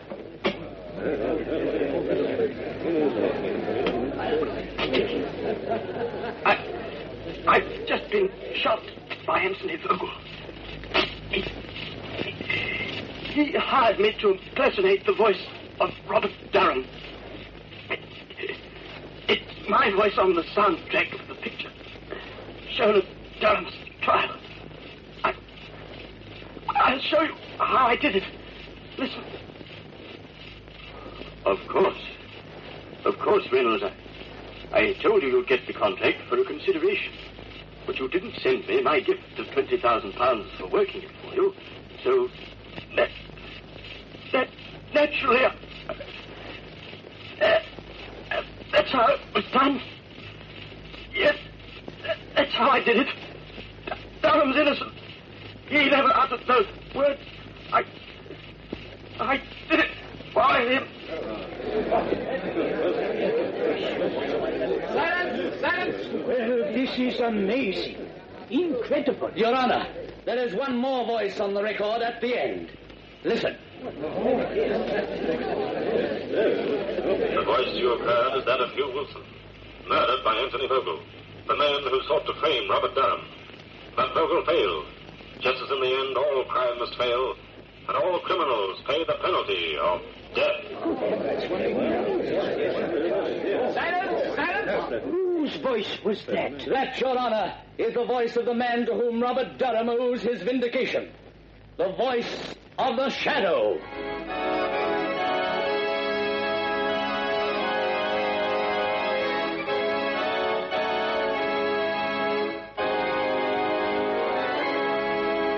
So concludes today's adventure of the Shadow, the Phantom Voice. Next week, at the same time from this station, you will hear I Must Never Sleep Again, a psychological mystery drama featuring the Shadow.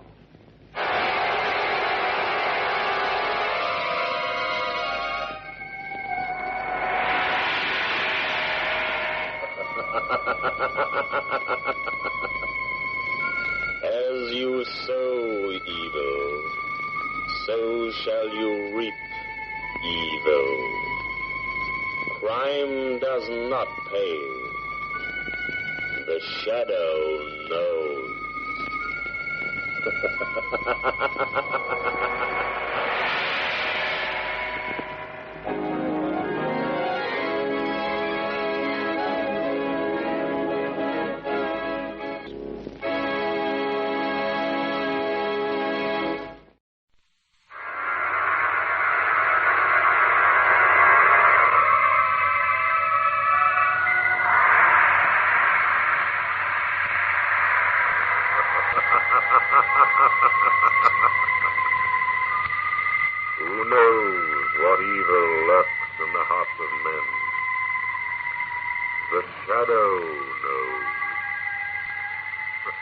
Once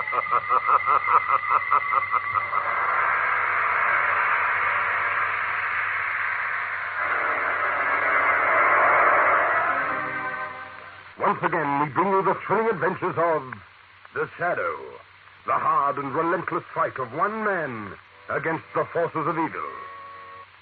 These dramatizations are designed to demonstrate forcibly to old and young alike that crime does not pay.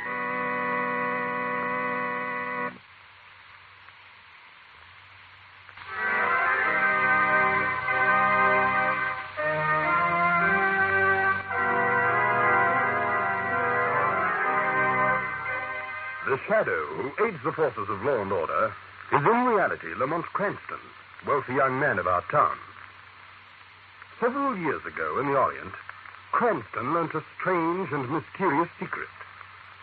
The hypnotic power to cloud men's minds so that they cannot see him. Cranston's friend and companion, the lovely Margot Lane, is the only person who knows to whom the voice of the invisible Shadow belongs. Today we feature the Shadow in an adventure out of this world.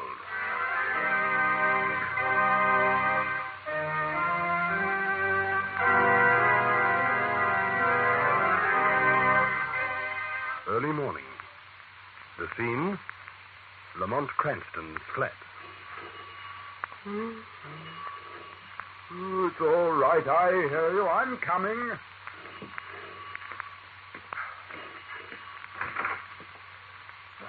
Commissioner Weston. Good morning, Cranston.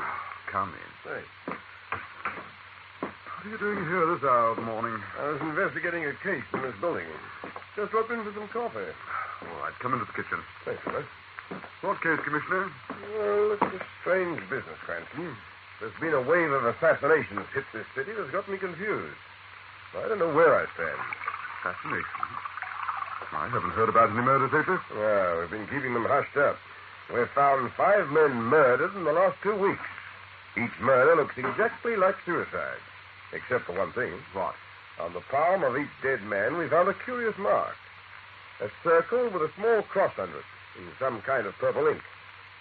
Oh, by the way, do you know a Lester Smith on the 5th floor? He's the latest victim. No, I don't. Circle and cross. Where's the cup? Oh, in the cupboard over there. Oh, thanks. Almost been burning me to drink. And, where's the milk? Just open the service door there. Those are morning papers are left outside. Good.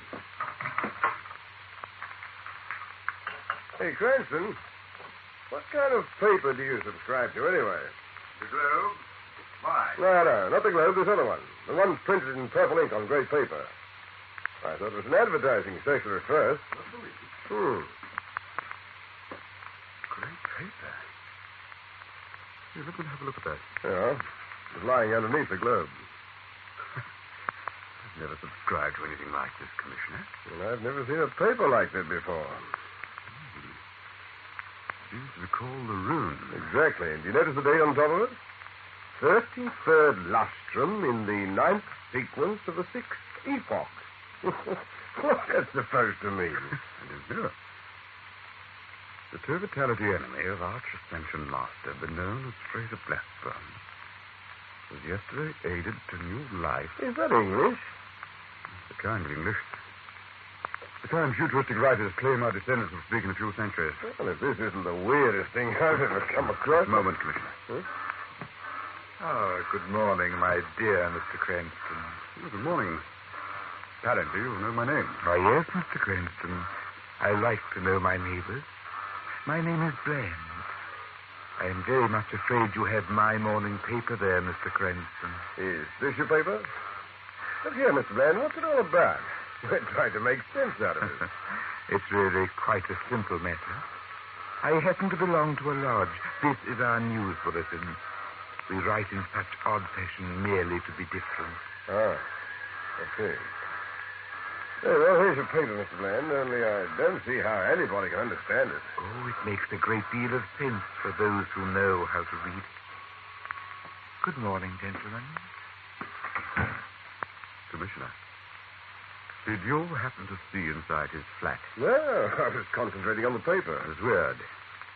From what I could see, the furniture and decorations were something definitely not of this world. Now, Cranston. I tell you, I caught a glimpse of photographs on the wall. Hey, look out. The coffee's boiling. And those photographs could not have been taken anywhere on this earth. Now, forget about it, Cranston. And you heard that music, didn't you? That weird, unearthly, inhuman music. Oh, it's probably all something to do with his lodge, Cranston. Now, don't let your imagination run away with you. There's your phone. All right, probably the department. They know I'm here. Oh, go ahead, Commissioner. Hello, this is Weston.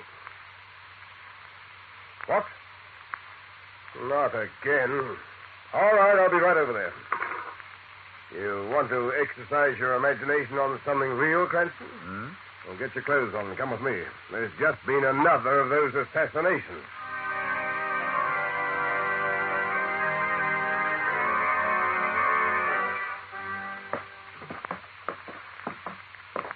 Okay, this is it. Room 824.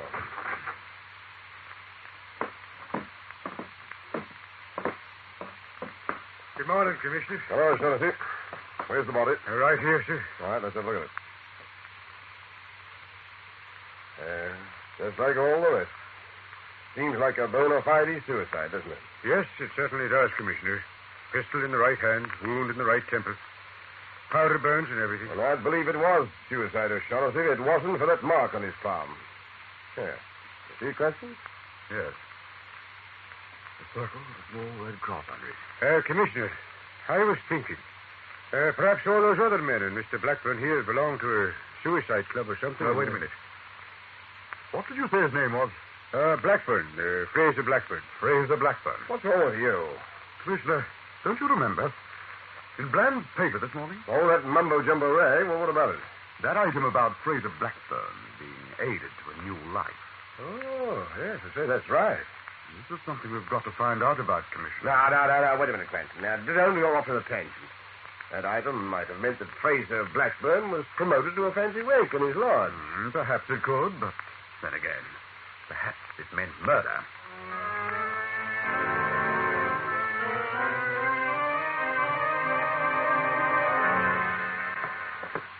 But, Lamont, why the hurry? I'm trying to beat Weston to the punch. I want to ask Bland a few questions before Weston sees him. Why did you bring me back with you? First, tell me what you think of my story, Margot. It's too fantastic, Lamont. Commissioner Weston was right. You are going off into a tangent. There must be some rational explanation. I hope so. And that's what I'm going to find out. Well, how? I want you to ring Bland's doorbell. When he opens the door, pretend you're looking for me. But you'll be with me. The shadow will be with you, Margot. I'll go into that flat with Bland. You go back to my place and wait for me. Oh, all right, Lamont. Yes? This is it. Go ahead.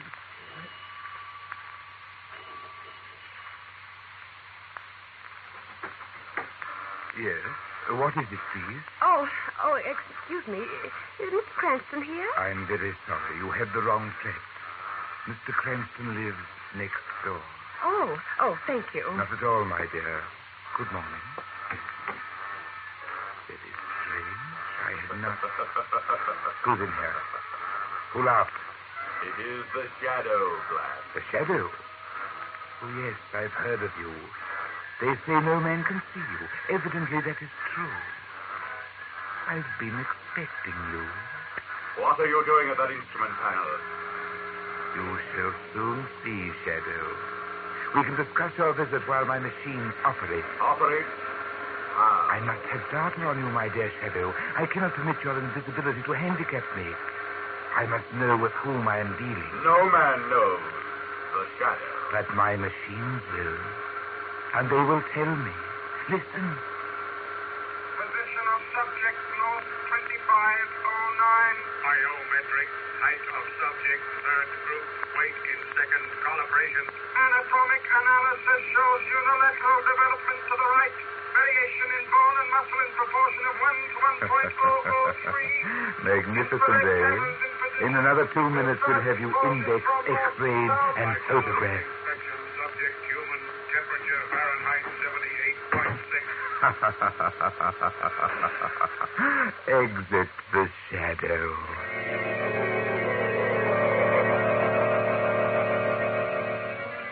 Yes, it's perfectly true, Margot.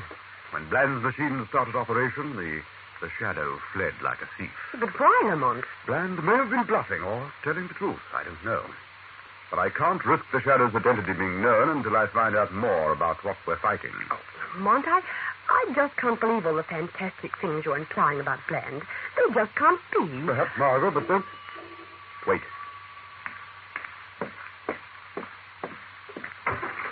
Ah, Mr. Cranston, greetings.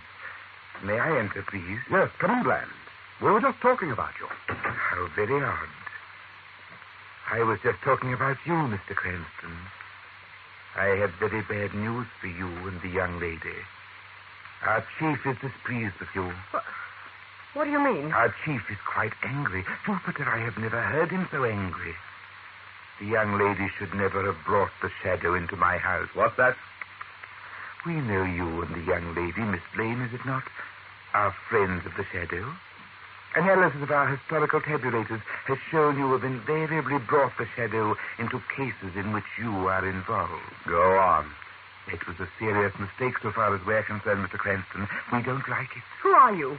I see no harm in telling you in view of what will shortly take place. Listen carefully, my friends, and try to understand. We are not of your world. Where we are from does not matter. We are not of your world. We look human. We play the role of humans, but we are not of your breed. You sound like some kind of organization.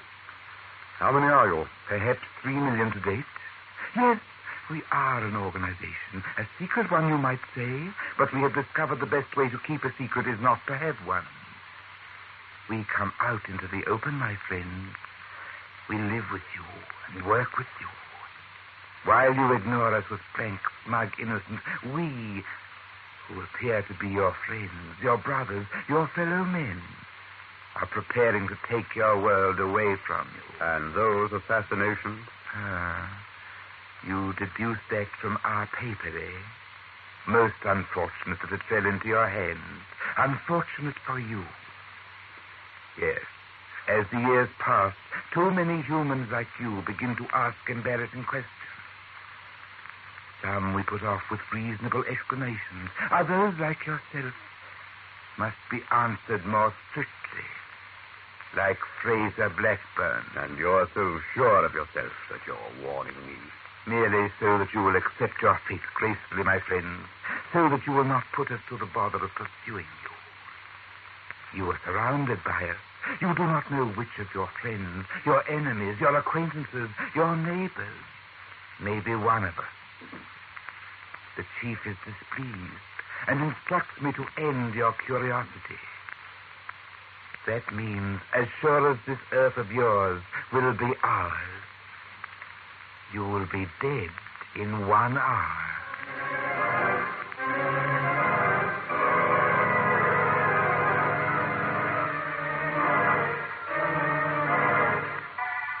We'll return to the shadow in just a moment. But first, your announcer with a message.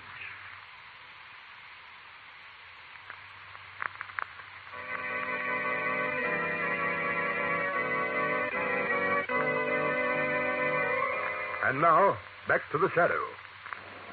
Lamont and Margot have just come out of his apartment building. A taxi is cruising past, and Lamont calls... Taxi? Hey, taxi, over here. Lamont, why are you rushing out of your flat like this? I feel like a fugitive. Get in, Margot. That's exactly what you are. 125 Park Road, driver. I'm taking you home right now. You don't believe that fantastic story Bland told us? I don't want to. But you do. Oh, Lamont. I've seen his flat, his fantastic scientific equipment. I'm confused, Margot. I don't know what to believe. What are you going to do? Fight. Millions of men? You may have been lying about that. I don't know. All I know is you don't have to fight an army. You'll fight its generals. If I can get Bland, we won't have to worry about his organization. How are you going to do it? The first thing is to get you home where you'll be safe. We'll work out a code signal so we can phone each other and be sure to whom we're talking. All right, people. Out you get. So soon? Hey, just a minute. You made a mistake. There's no mistake. I said 125 Park Road. You've taken us to the middle of the park. And it's starting to rain. I don't want to take a walk in this weather, driver. This isn't any mistake, Mr. Cranston. Get out. Lamont. You mean you... That's right. The boss has ordered your execution. So get out. Both of you. You got 2 minutes to say goodbye. Don't try any tricks. I'm pretty quick with a gun. Lamont, what are we going to Take do? it easy, Margot. LCO9 to center. Check. Go ahead. Have Cranston and Lane. Carry out operation. Hey, did Bland instruct for Mark on pounds? Will check. Oh, Harry, I'm in the middle of the park. Won't be interrupted. No instructions on Brand. Carry on. Acknowledge. All right, people. Here's where you get it. The lady first. The gentleman first. All right. Pity you got too curious. It's a dangerous decision. Get out of the way, Margot. You'll never get away with it, you fool. I'll get away with a lot more before I finish. Drop that gun. Drop it. Lamont, watch out, there's a car coming. Let me get just one punch and then... Lamont! Quick, Margot. Lamont, he's been run down. Quickly, let's get out of here. There may be more of Bland's people. Now run.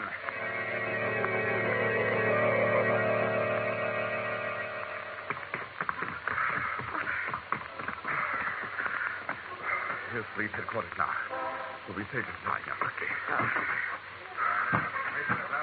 This is much better. Oh, I'll feel best of all in Commissioner Weston's office. Mr. Cranston!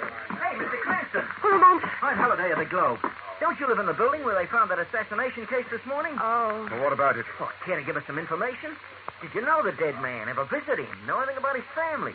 How was he off financially? Now, look here, Halliday. I'm busy right now. Can't just wait until later. Oh, give me a break, Mr. Cranston. You know me from way back. I've got to get some information on this case. Later, I tell you. Come on, Margot. Margot! Margot! Honey, she just vanished in the crowd. It was a trap. You arranged this, you and Bland. Mr. Cranston, what's the matter? I've known you for years, and you turn out to be one of them. Go back to Bland. Tell him I'll find Margot, and I'll find him, too. Margot! Margot! Margot!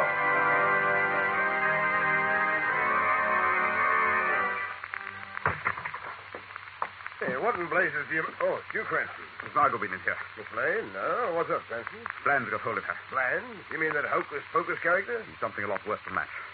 Come along, Commissioner. We've got to get to his flat. Cranston, now, for the love of heaven, wait a There's minute. a chance Margot may be there. Cranston, please don't rush me this way. What on earth has got you so excited? Nothing much. Nothing but kidnapping, mass murder, invasion, death and destruction. Hardly anything at all. Come along, Commissioner. I'll explain on the way to Bland's.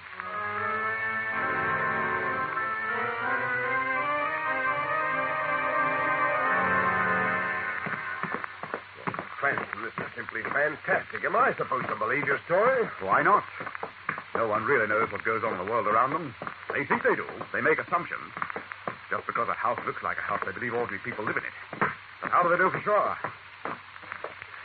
Well, here's Bland's flat. Inside quickly. The door's open. Oh, I don't like this. No, neither do I. Hey. This place has been stripped bare. Just an empty flat. Bland flown the coop. I was afraid of this. I tell you honestly, Cranston, I wouldn't have believed it if I hadn't seen it with my own eyes. All right. Come along, Commissioner. Where to? We've got one last chance of locating Margot and Bland. They're probably at the headquarters. But how do we know that? What's your idea? We'll pick up that taxi driver's cab, the one who attacked us in the park. All right, then what? I start driving it across town and try and contact their headquarters in the car radio. But how's that going to help? If I can keep the taxi and the dialogue going long enough, your police radio direction finders may be able to get a line on the source of their broadcast. It's a long chance, but it's the only way to find Margot. If she's still alive.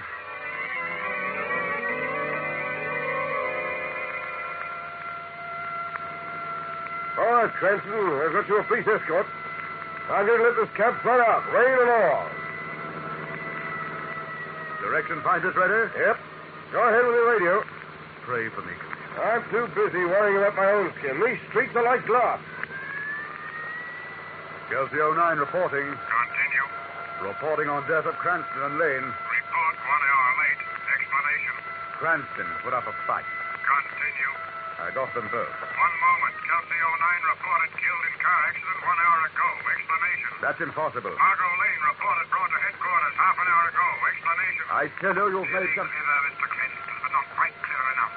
Bland. You'll be interested to know we're going to use Miss Lane as a bargaining point for the shadow, since she seems to know that elusive person. Bland, listen to me. You'll also be interested to know you've forced us out into the open, Mr. Cranston. Your rash interference has precipitated our attack. It will begin very shortly. I am happy to say you will be one of the first victims of your breed. Switched off. Do you think the direction people had enough time, Commissioner? I'll stop the car. We'll find us from the direction patrol. They're right behind us. Come on. Well, how about this, O'Shaughnessy? Any luck? Yes, sir. We've heard just enough to make a location, Commissioner. The broadcast seemed to come from a spot on the coast. The old Venus Island Carnival. Venus Island Carnival. Come along, Commissioner. This looks like it.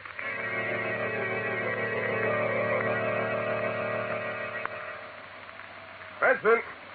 Cranston! Hey, Cranston! Over here. Where? Oh. Well, did you find anything? No, not yet. You know, this storm's getting worse. It's exposed out here. An empty summer carnival doesn't offer too much cover. Wait, Commissioner. Well, let's stop this wild goose chase. The directions squad must have miscalculated. Yet I didn't order the special riot detachment down here. It's not a wild goose chase. You'd better get to a phone and call your patrol cars. What do you mean? Look down towards the shore. That old freak exhibit. The men from Venus. You see it? Yes. And that mark on the sign, it's a circle with a cross under it. Yes. That's the astrological symbol of the planet Venus. It's the mark we found on the palms of those dead men. Send out that call for your cars, Commissioner. This is what we're looking for. You can see fresh tracks in the muddy ground leading into the place. All right, you wait here, Cranston. I'll be back in about 5 minutes. I'm afraid I can't, Commissioner. Because in 1 minute, Mr. Bland and Company is going to receive a visit from the Shadow.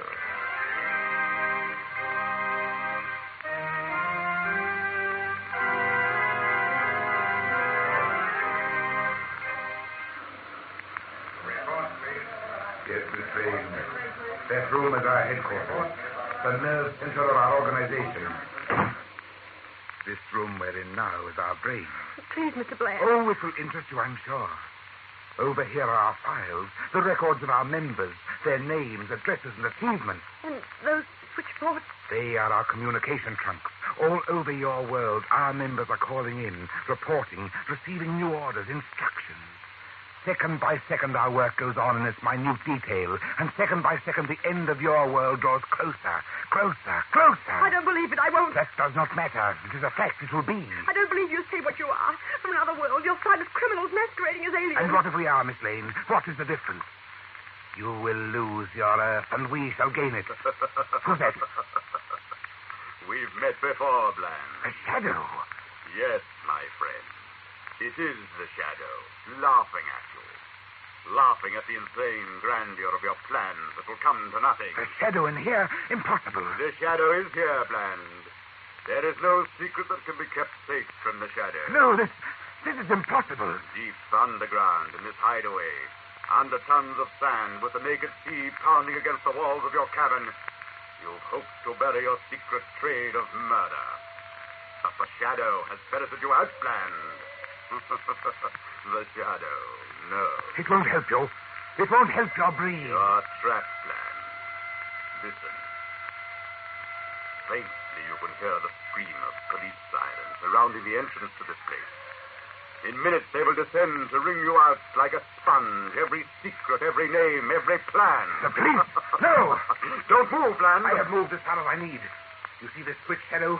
Look well with your invisible eyes. There are explosives set in the outer walls that keep back the sea. When those walls are broken, the sea will come in here. You will learn nothing from us, nothing. You would murder all those people or beings in the other room? Why not? They are merely pawns. I have my own way out of here.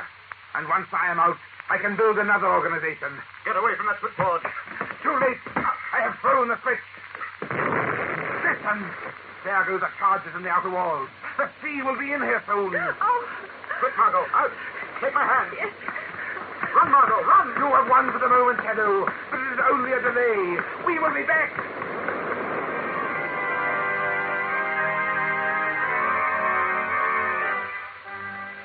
How you ever got out of that place with Miss Lane is a miracle to me, Cranston. No, not a miracle, Commissioner. But certainly a close call. And you say everything down there was destroyed? Yes. Equipment, records, all those people. Everything is lost in the morass of sand 100 feet beneath the ocean. Everything but Bland. He said he had a way out. That's all right. We've got men posted all along the beach. Commissioner, look! Over there's someone running. It's Bland. He did get out. Stop him! As soon as he gets him in after him. He's down. Come on. This way.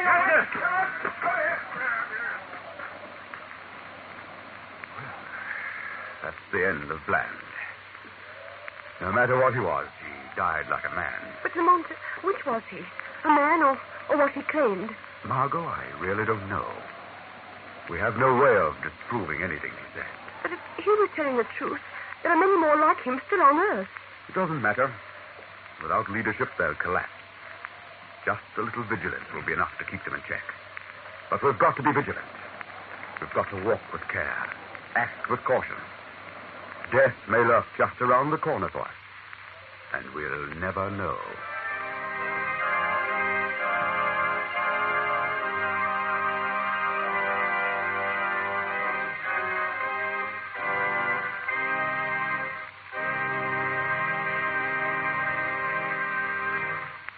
In a moment, I'll return with further news of the shadow.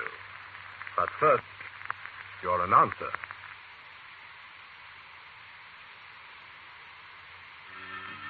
You have been listening to the thrilling adventures of The Shadow, one man's relentless fight against the forces of evil. This feature was devised to demonstrate to old and young alike that crime does not pay.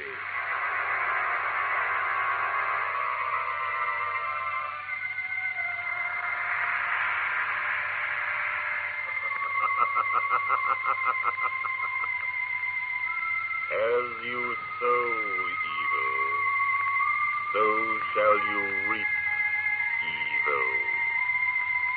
Crime does not pay. The shadow knows.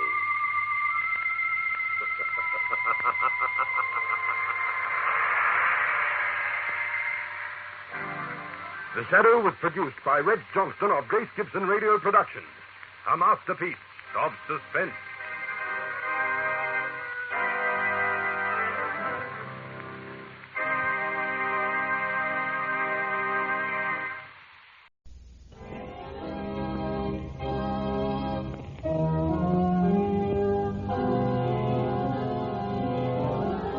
The Shadow, who aids the forces of law and order, is in reality Lamont Cranston, wealthy young man about town.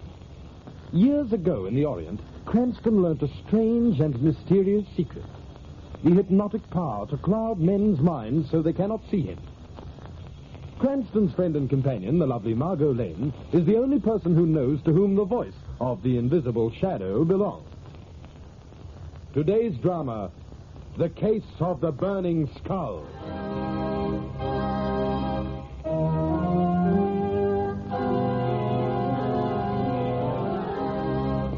A late afternoon thunderstorm breaks over the city.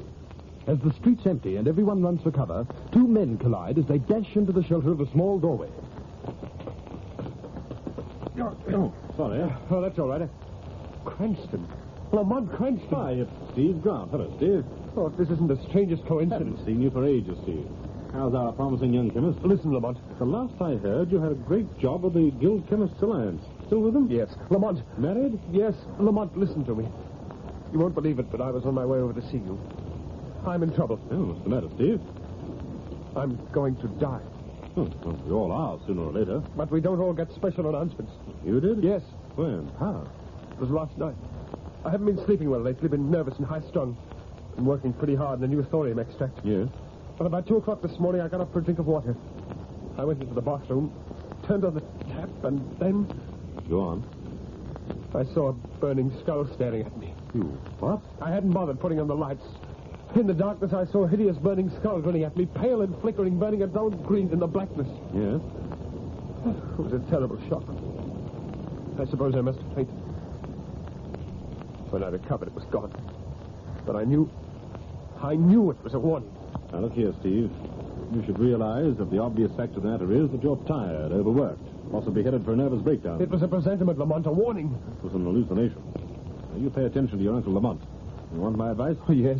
Now, here's the address of a friend of mine, Dr. Neil Harrison. He specializes in your kind of case. Too much work and too much imagination. You go and see him at once. Then you don't think that skull... My dear Steve, the most horrible presentiment in the world can be dispelled with bicarbonate of soda and 2 weeks in the country. I know.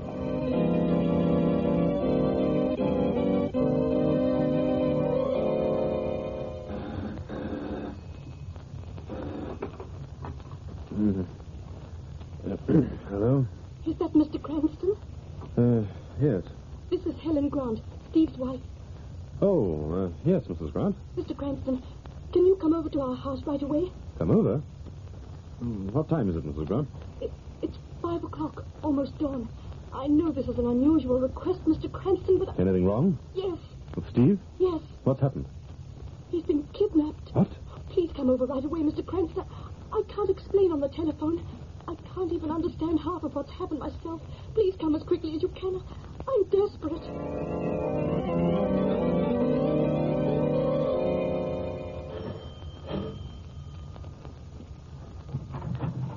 Oh, Mr. Cranston, I'm so glad you're here.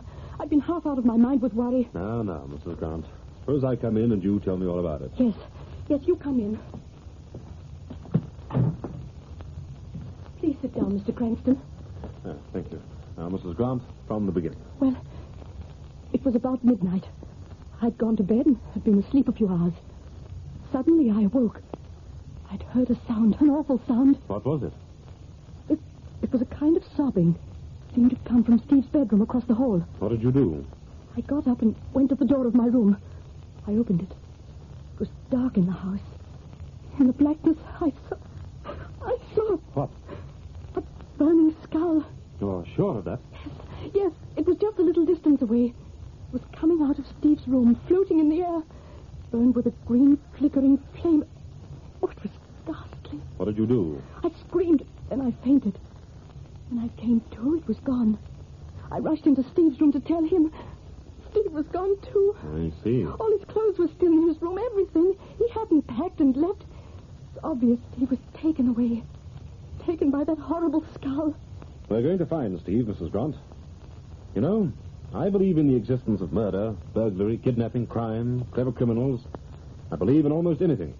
But I don't believe in ghosts.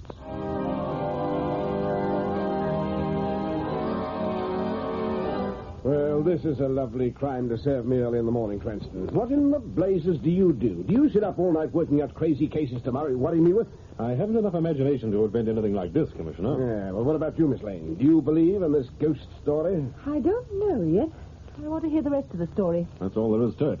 First, Grant came to me with his story about burning skull, and then Mrs. Grant. Was it a kidnapping, Lamont? Perhaps. I've gone over Steve's room. All his clothes are there, his shoes, everything. Most important, his passport was there, licenses, checkbook, everything. Mm-hmm. What's that supposed to prove? Nothing much, except the fact that Grant doesn't seem to have walked out of the house voluntarily. A man might think up an ingenious plan like this to leave his wife, but he doesn't leave all his money and papers and important documents behind. Yes, that's right. But what about the sobbing noise Mrs. Grant heard?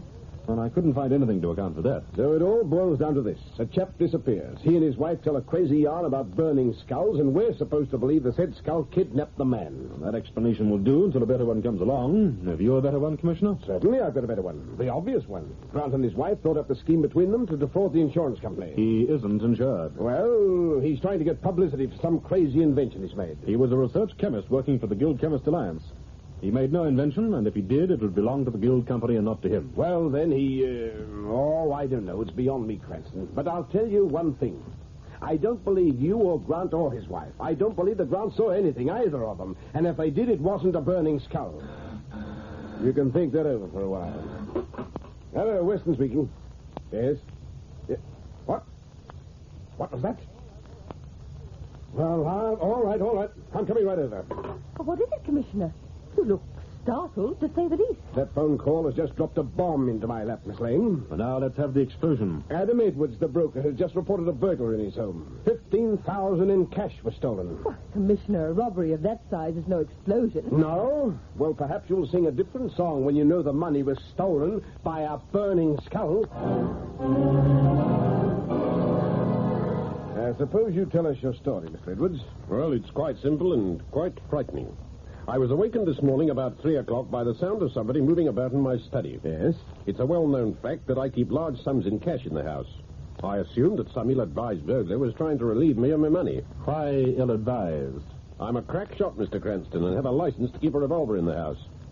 I immediately arose, got the gun, and tiptoed towards the study. And then? I opened the door very carefully. I confess I was shocked and frightened. In the darkness, I saw a burning skull hovering over my desk, while burning skeleton hands rifled the drawers. So now a pair of hands are added to the skull. Pretty soon we'll get the whole skeleton. Instantly, the skull and hands rushed off through the darkness. I tried to follow. I heard the thing blundering about on the far side of the study. Before I could catch up, it was gone. And so was my money. And that's all. This is too much for me. What is this, a conspiracy? Are you trying to pull my leg? You don't believe my story, Commissioner? Frankly, no. I see.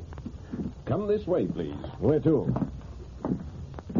To this large annex on the far side of my study. Something to show you. You see, I'm an amateur photographer, and I've had this annex fitted up as a darkroom. What's all this mean? Please notice that the annex door's alongside the door leading out of the study. Evidently, the burning skull blundered into the annex first by mistake, and then turned and ran out of the real door. I still don't see what all this has got to do with the skull. I tell you, you've been seeing things. We've been seeing reality. Come into the darkroom. Huh? I'm sorry, but this red safety light's all the illumination I can give you. Oh, it's enough, Mr. Edwards. Go ahead. When the intruder came into this room last night, he apparently dislodged one of my unexposed plates and knocked it into the developer tray. Look at this plate, Commissioner. Tell me what you see on it. Good heavens. It's a skeleton hand.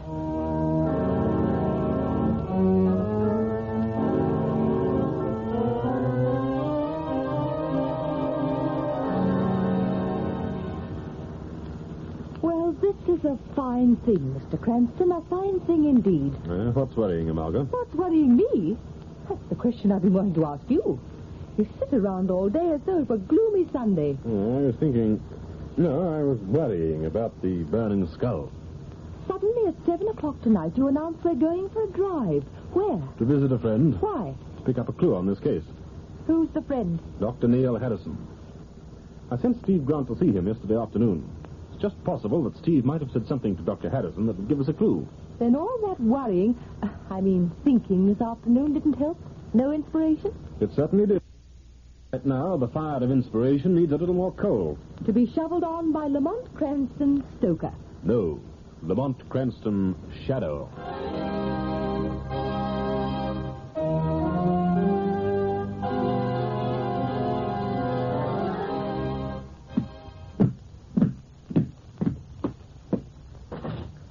Next patient, please. That's odd. Waiting room's empty. I could have sworn I had a patient come in. Who's that? Your patient, Dr. Harrison. Patient? Where? An invisible patient, Doctor.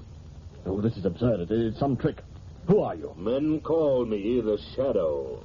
The Shadow? You've heard of the Shadow, Dr. Harrison. The Shadow seeks only one thing, the truth. The truth? About what? The truth about all things. The truth about Steve Grant. Grant? Oh, yes. He came to see you yesterday. Yes, Lamont Cranston sent him. You treated him? No, I didn't. Why not?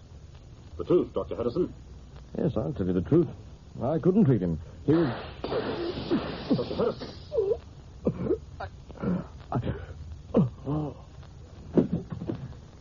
He's dead. Shot by somebody from outside that window.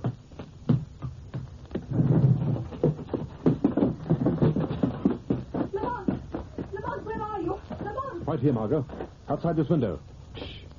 I heard shots while I was waiting in the car, and Yes, someone fired through the window while the Shadow was questioning Dr. Harrison. The doctor is dead. Now, come on. We've got to find that murderer if we can. But it's pitch dark, Lamont. Careful. He must have run off this way. Do you know who killed the doctor? No. And I'm afraid we'll never find out now. Lamont! Yes, Margot? Look! Running down the street. Way up there, Lamont! Yes, I see it, Margot. It's a burning skeleton.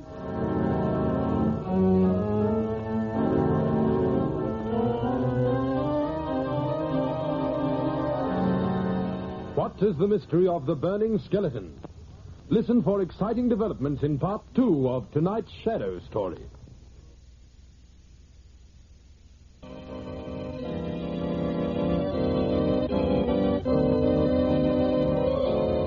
now, back to the Shadow. We pick up our story as Commissioner Weston is interviewing Margot and Lamont at police headquarters. Cranston, this is the most insane case I've ever heard of. Well, there's nothing insane about it. Harrison was shot dead. The murderer fired through that window. It was a .38 caliber slug that pierced Harrison's heart. What could be more realistic than that? Nothing. Outside of the fact that you claim a glowing skeleton finger pulled the trigger. We saw the skeleton, Commissioner. Oh, I believe you, Miss Lane. Too many people have seen it for me to hold on to the hallucination theory. But I only wish I could see it just once. Commissioner. Yes, what is it, Muldoon? We've just picked up a message from one of the patrol cars. Yes? They've located a burning skull just break into the Zircon Jewel store on High Street. He's in there now. If we rush, we can get over there in time to trap him coming out. Let's hurry, Commissioner. This time it looks like you're going to get your wish.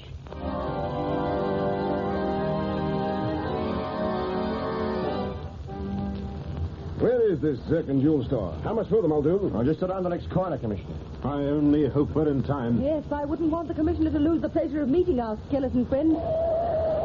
Easy, Muldoon, easy. We're not supposed to arrive with a brass band announcing us. Go a little more, then stop. We'll walk the rest of the way. Yes, sir. I can see the police patrol car up ahead. Then the skeleton must still be inside the store. All right, stop here, Muldoon. Yes, sir.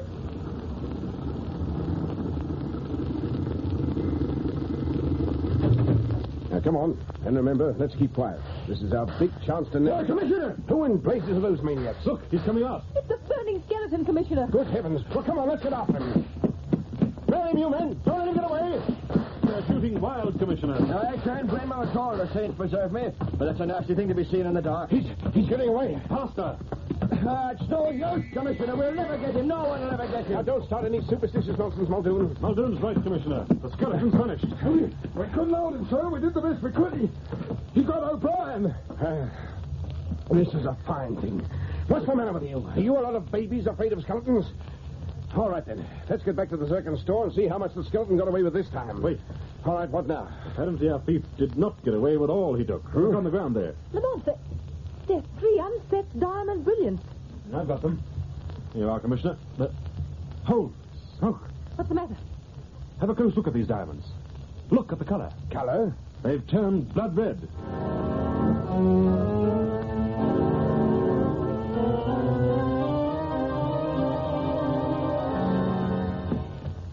Lamont. Lamont. Yes. Stop pacing up and down and listen to me. Got any ideas? Yes, suppose we get some sleep. It's 8 o'clock in the morning, Lamont. How much longer are we going to sit here and think? Until I can work out 3 things. We're not going over all that again, are we? Why was Steve Grant kidnapped? Why was Dr. Harrison murdered? Because they knew something about the burning skeleton. But what? Well, you know the answer to that. You told me yourself. It's tied up with a photograph of the skeleton hand and the diamonds that turned red. Why did those diamonds turn red? How was that photograph made? Lamont, let's get some sleep. I'm going home. Only Harrison had taken Grant as a patient. Oh, didn't he? No, he told the Shadow he couldn't treat him. Well, what difference does that make? If he'd taken Steve as a patient, he might have left some record of some kind. As it is, his information died with him. Oh, that's the door. I'll answer it. Oh, who in the world could that be so early? Oh, it's Grant. Come in. Oh, Mr. Cranston, Now, this is Miss Lane. She's working with me on the case. Margot, Mrs. Grant. How do you do, Mrs. Grant? Now, what's wrong, Mrs. Grant? Oh, Mr. Cranston, I'm frightened. Why? The burning skull. What about it? I think I'm going to be the next victim. You? Now, what do you mean? I've had warnings. When I put the lights out, objects flame up and glow with a weird green color. Steve's watch, money on his desk, spoons, silver, many things. Heavens. Then, last night, I decided I'd sleep in Steve's room. I thought if the burning skull came back, I'd be waiting. Well, did you see it? Did it come back? I didn't see it, but I know it was in the room. How do you know? Look at my arms. Good grief, they're covered with burns. Burns? Look, Lamont. It's as though a skeleton hand had clutched Mrs. Grant. Or the hand of a giant or a mythological god like Thor. Or... What? I said like a... You said Thor. Thor, what an idiot I've been. Steve practically told me the answer to this case when I first met him. What do you mean, Lamont? I mean I know all about the burning skeleton. Come on, Mrs. Grant. We're going to police headquarters right away.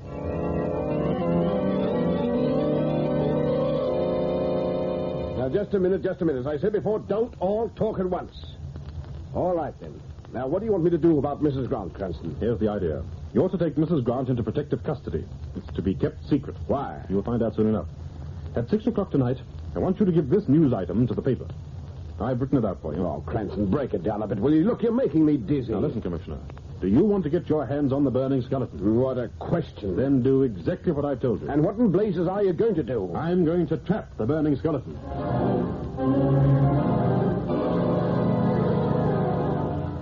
And now for a resume of the news. In an attempt to protect the wife of Steve Grant, the police have taken Mrs. Grant into protective custody. She's being held under close guard at the old mansion house outside the city. There, in a lonely building set in lonely fields, the widow of Steve Grant wonders about the fate of her husband and the strange burning skeleton that was his doom. Set it off, Margot. That's fine. Now, what time is it? 8 o'clock. And our skeleton has known the news for 2 hours. He'll be here soon. Here at the mansion house? Correct. Under the misapprehension that Mrs. Grant is here, too. But he's only going to find us. Just the two of us. The three of us. You're forgetting the shadow. Oh. But look here, shouldn't you be the shadow now? Suppose our burning skeleton walks in unexpectedly. He can't. We'll have plenty of warning of his coming. I've run a circuit of electricity in a circle around the field surrounding this house. But how will that warn us? There are 4 concentric rings circling this house, Margot. Each is made of a single wire carrying enough current to signal when the skeleton steps over. We'll hear the signals on this electroscope connected with the circuits. But wouldn't any person crossing those circuits cause the signal to sound? Not any person, Margot. Just our friend. Why? Because of the peculiar constitution of his body. You see, just a minute. That's the electroscope. The skeleton? Yes. He's inside the outermost circuit. He's inside the second circuit. He's inside the third. Now, you know what you have to do? Time to put out the lights and hide in the cupboard beside the switch. Right. When the skeleton gets into this room, the electroscope signals will reach a peak. They'll then cut off automatically. Then I'm supposed to switch on the lights again. He's inside the 4th circuit. Now, hurry, Margot. Lamont, Don't argue. This man is dangerous. Put out the lights. Right. Into the cupboard. Stand by.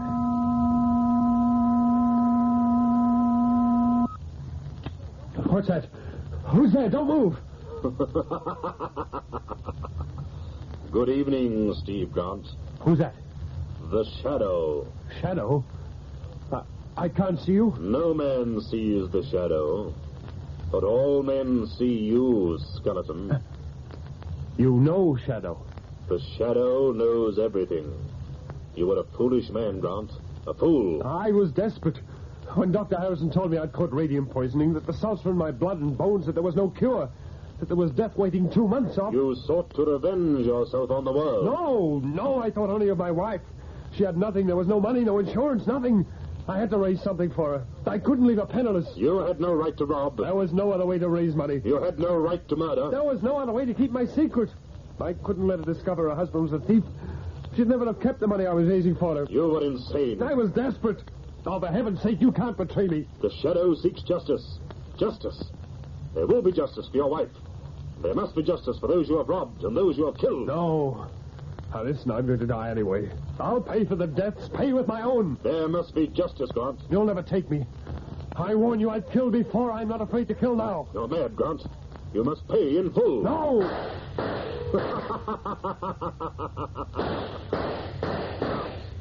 How can you kill an invisible shadow? Whatever you are, I'll kill you. Kill the shadow with what? Not now, perhaps, but another time. I'm powerful, Shadow, as powerful as you. These burning salts in my bone and flesh give me a power no man has ever realized before. I'll return for you soon. You will never leave. Try and stop me. You can't escape the shadow, Grant. Try and stop me. Stop, Grant. Shadow. Stay there, Margot. Keep out of this. I'm going with you. There he goes, across the field. You can see the glowing skeleton running. Keep back, Margot, if you value your life. Why? What's the matter? Grant is running towards the high-tension wires on the road. If he gets too close to that tremendous current, stop, Grant. Stop running. You'll never stop me. No one will ever stop me. If you value your life, don't move another step. Stop. Shadow, He's dead.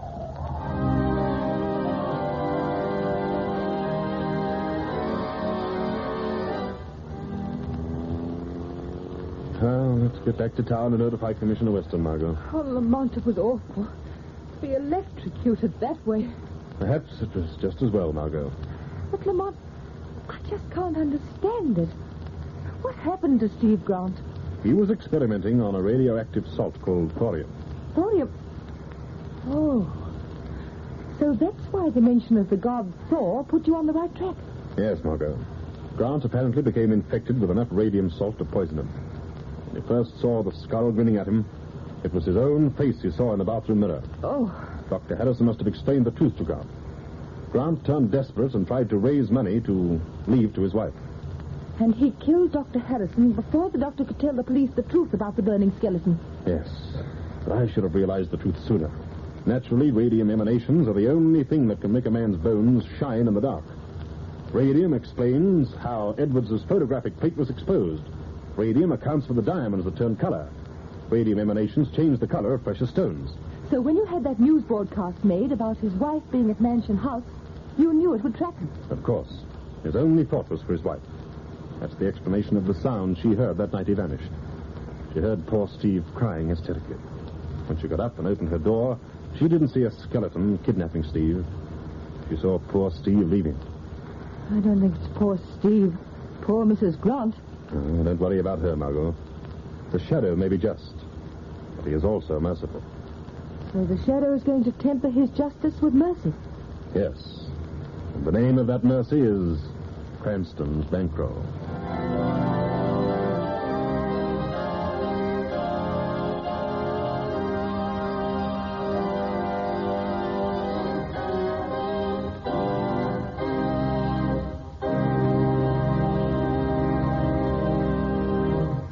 In a moment, I shall return with further news of The Shadow.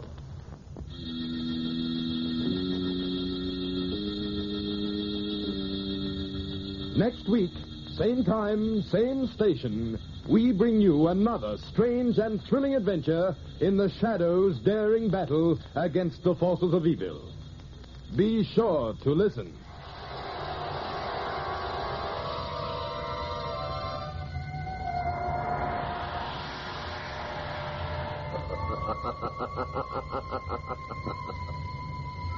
As you sow evil, so shall you reap evil.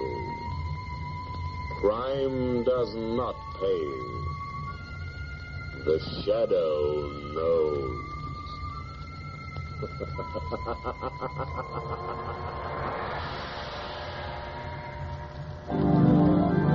This feature is produced by Reds Johnston for Grace Gibson Radio Productions, a masterpiece of suspense.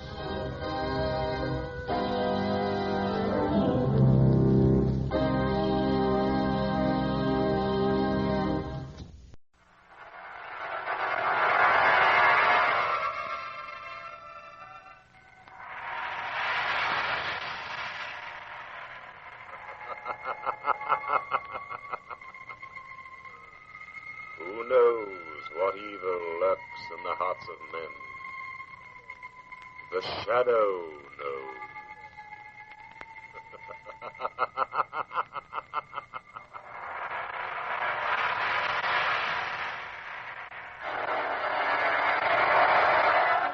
Once again, we bring you the thrilling adventures of The Shadow, the hard and relentless fight of one man against the forces of evil. These dramatizations are designed to demonstrate forcibly to old and young alike that crime does not pay.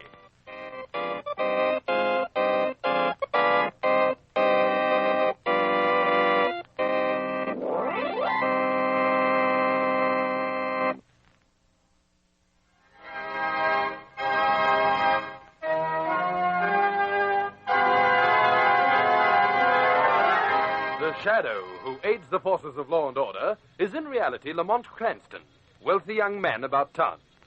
Years ago in the Orient, Cranston learnt a strange and mysterious secret. The hypnotic power to cloud men's minds so they cannot see him.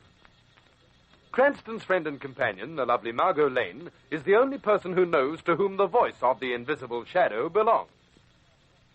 Today's drama, The Brief Fame of John Copper.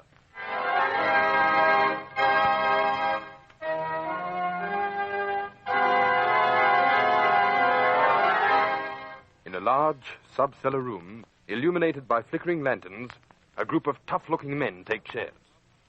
One man mounts the dais, raps for order, and a strange meeting begins. The 33rd meeting of the Royal Mob is called to order. Order, please. Order. And now let us proceed with the meeting. Miss Harsh will call the roll. Snowy Allen? Here. Louis Brady? Louis Brady. Mark him absent, Miss Harsh. Happy Herman? Here. Com Crandall? Com Crandall. Dear me, this is very strange. I believe I instructed all members to attend this meeting. There can be no excuse for Brady and Crandall not to show up. There is, boss. What's that? Why? Brady's dead, boss, and Crandall's in jail. What? It's that amateur detective fella, Lamont Cranston, boss. He's been working with the police. He fixed Brady and Crandall. Ah, yes, Mr. Cranston. That gentleman has been extremely annoying lately. You've got to do something about it, Chief. This makes 7 members the Cranstons removed in 2 months. Yes, Gentlemen, there is an old saying. Always meet an unusual problem with an unusual solution. I believe I have an idea that might work. Yeah? Let's hear it, boss. It is simply this, gentlemen. I propose to have Mr. Cranston accused of a crime. But the police are his friends, Chief. Even if they were convinced, they'd think it was only a temporary lapse and they'd let him off lightly. True, and that is why I intend that the evidence against Mr. Cranston shall be watertight. Therefore, I'm going to see to it that he is captured and convicted by the shadow. You're surprised, gentlemen? My thought is this. Even if the police help Cranston, when it reaches the ears of the shadow, he will see that he pays the full penalty. The shadow has always menaced crime. Now let him help us. You can't do it, boss. Mr. Happy Herman has the floor. You're not in your right mind. Nothing but trouble will come from getting mixed up with the shadow. You're out of order, Happy. But I'm not out of my head. What are you trying to do, send us all to prison? I've done a lot of crazy things for you, but I'm not going to play around with the shadow. Where's your gun, Happy? Huh? What are you talking about? We always have to leave our guns outside. You know that, Chief. Yes, Happy. But mine isn't outside. No, boss. You don't trust your president, Happy. That's no good. I'm afraid you can't belong to us if you lack confidence. No, boss. No, for the love of chair me. hereby declares you stricken from the rolls. Miss Harsh will appoint a committee to dispose of the body. Meeting adjourned.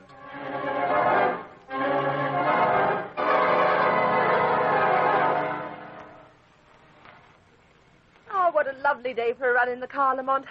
Where are we going? Well, I thought we'd drive through the park for a while, and then we can go and have tea with a friend of mine. Not Commissioner Weston. I can't picture him drinking tea. No, it's someone you haven't met, Margot. He's a delightful chap. Polished, suave, connoisseur of arts, literature, and fine living. Really? What's his name? Robert Stone. Robert Stone, eh? He sounds like a fascinating man. Yes, he is. I've met sophisticated men of the world, but nothing to equal Robert Stone. I'd call him the epitome of civilization.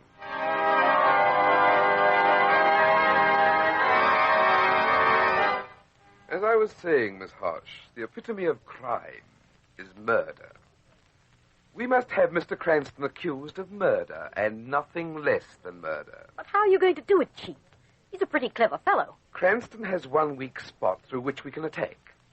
You see, Miss Harsh, since Cranston is so well schooled in the ways of crime, we shall throw him off guard by leading him in the opposite direction. Oh, I don't understand. Miss Harsh, with many men, a hobby becomes a passion. And in the pursuit of that hobby, they sometimes become blind even to the obvious.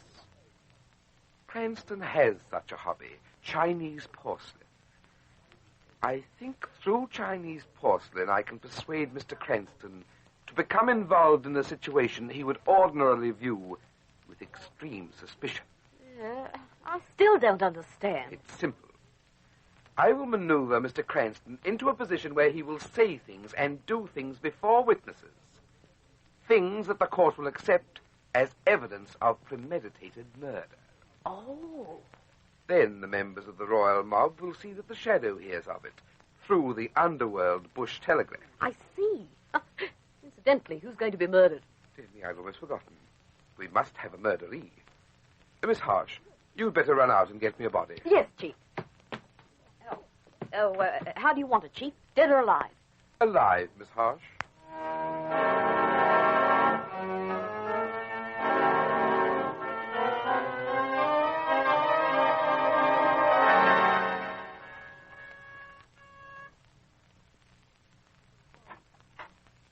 Lamont, come in. So glad you could come. Thanks, Bob. Margot, may I present Mr. Bob Stone, Miss Margot Lane? How do you do? How do you do, my dear?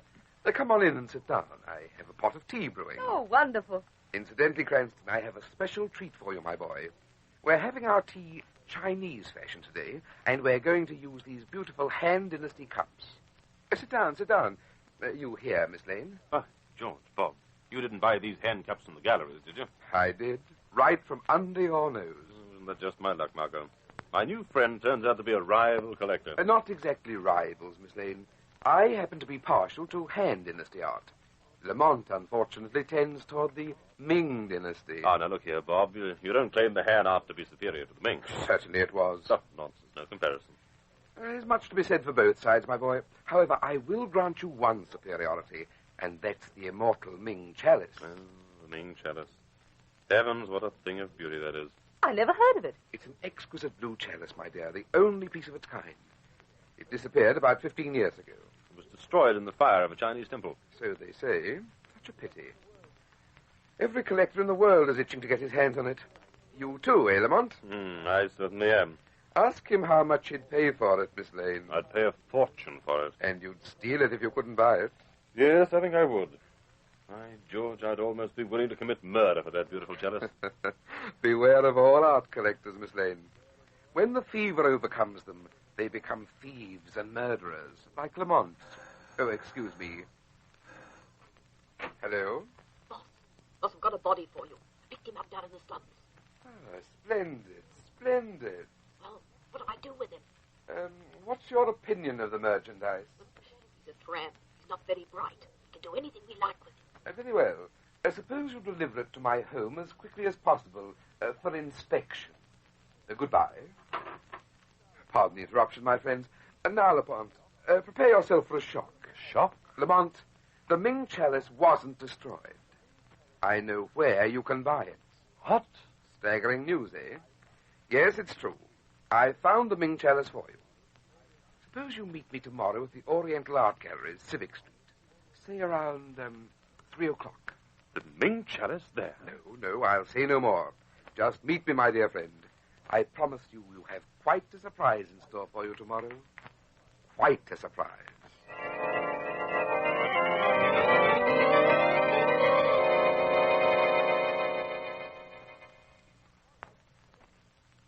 All right, Chief. Everything's set for this afternoon. You've had the empty store at Civic Street stocked with my collection? Yes, it looks like a genuine art store.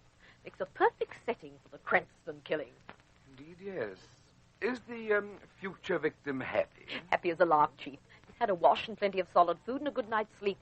We certainly fattened him up for the slaughter. Don't let's be coarse, Miss Harsh. We must be solemn in the face of death. Please bring the happy gentleman in. Oh, right away. Oh, come in, Mr. Copper. Mr. Stone wants to speak to you. Mr. Stone, you're awfully nice to an old man like me. I got to thank you. Nonsense, my friend, nonsense. Frankly, I did this because I want you to do something for me. Oh, what? Help me play a practical joke on a friend. I suppose we go along to my shop in Civic Street, and I'll tell you all about it. I'll be glad to help you any way I can, mister. Only I must warn you, I haven't much humor inside of me. I've never been able to see a joke. Ah, but you will when I tell you, Mr. Copper. I pledge you my word. It'll kill you.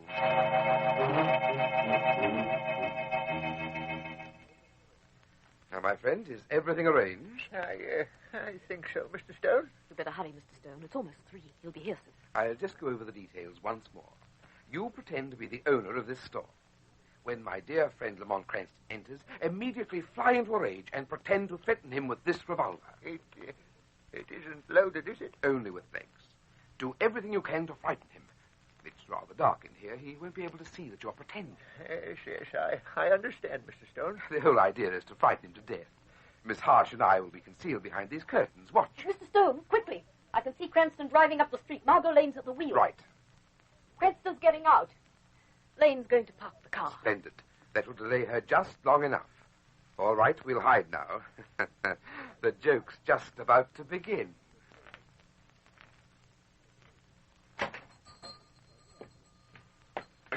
Good afternoon.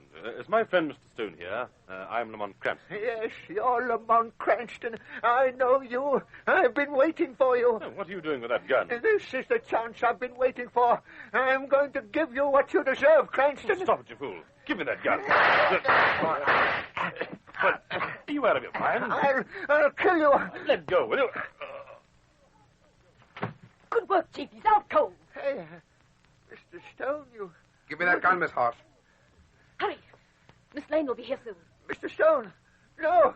No! Work quickly, Harsh.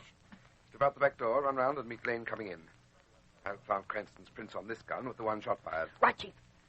Now, Mr. Cranston, let's get your prints on this gun so the shadow will be convinced you're the murderer. And now Copper's revolver must be hidden, then out the back door. Oh, Mr. Stone will be here in a moment. He's just trying to find some place to park his car. Well, I don't envy him. I just... Lamont! Lamont! Why, what? Oh, Miss Lane. Mr. Cranston's on the floor. And that other man. What? Well, where's the lucky Mr. Cranston? Is he... Oh, Mr. Stone. What is this? Mr. Stone, something terrible has happened. Lamont's unconscious, and that other Why, man is... He's dead. This is strange. Lamont! Lamont! Oh. Wake up. What's happened here? Oh, my head. Oh, that stupid man. My dear boy, you must pull your wits together. What happened here? What's the gun doing there? Lamont, what did you do? I don't know, Margot. I'm not sure, but I think I've just killed this man.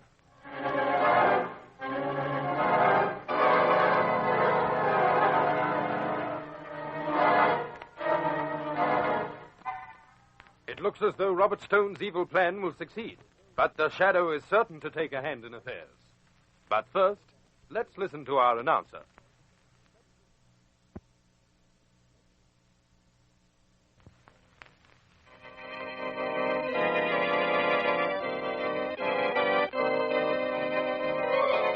And now, back to the Shadow. It is some time later. The police have been notified of John Copper's death, and we find Lamont Cranston, Margot Lane, Robert Stone, and Miss Harsh in the office of Commissioner Weston at police headquarters. Cranston, I want you to understand something right from the start. Because you're a friend of mine, I'm going to be harder on you than I would on anyone else. Now, you were found in that store with the murdered dealer. He was shot dead with a gun lying close to your hand. Evidently, you'd been in some kind of fight with him. Now, I want you to answer me truthfully. Did you kill him? I don't know. Believe me, Commissioner, I don't know. Ah, you don't know. What sort of an answer is that? Don't you understand? There was a fight. I was knocked out. Perhaps I killed him. I don't know. Why were you fighting? Well, I don't know why. I'd never seen him before in my life. Well, then why were you down there? It was the Ming chalice. Quiet, Miss Lane. But it was... Don't say anything. Now, just a minute. I'm still police commissioner, Mr. Stone. I'll tell the witnesses what to say. What's this about a Ming chalice? It's a rare work of Chinese art. Lamont was very anxious to buy it. Don't say it, Miss Lane. Don't say what? I'm talking to Mr. Stone. Don't say what. Answer. I can't. Mr. Stone, perhaps you're doing Mr. Cranston more harm than good. Perhaps you had better tell the truth. Lamont, it's up to you. What should I do? Well, I don't know what you're trying to conceal, Bob. But the truth never hurt anyone. Tell it. Very well. I was afraid Miss Lane would reveal that Lamont had said, jokingly, of course, that he would cheerfully steal or commit murder for that chalice. Oh, he did, eh?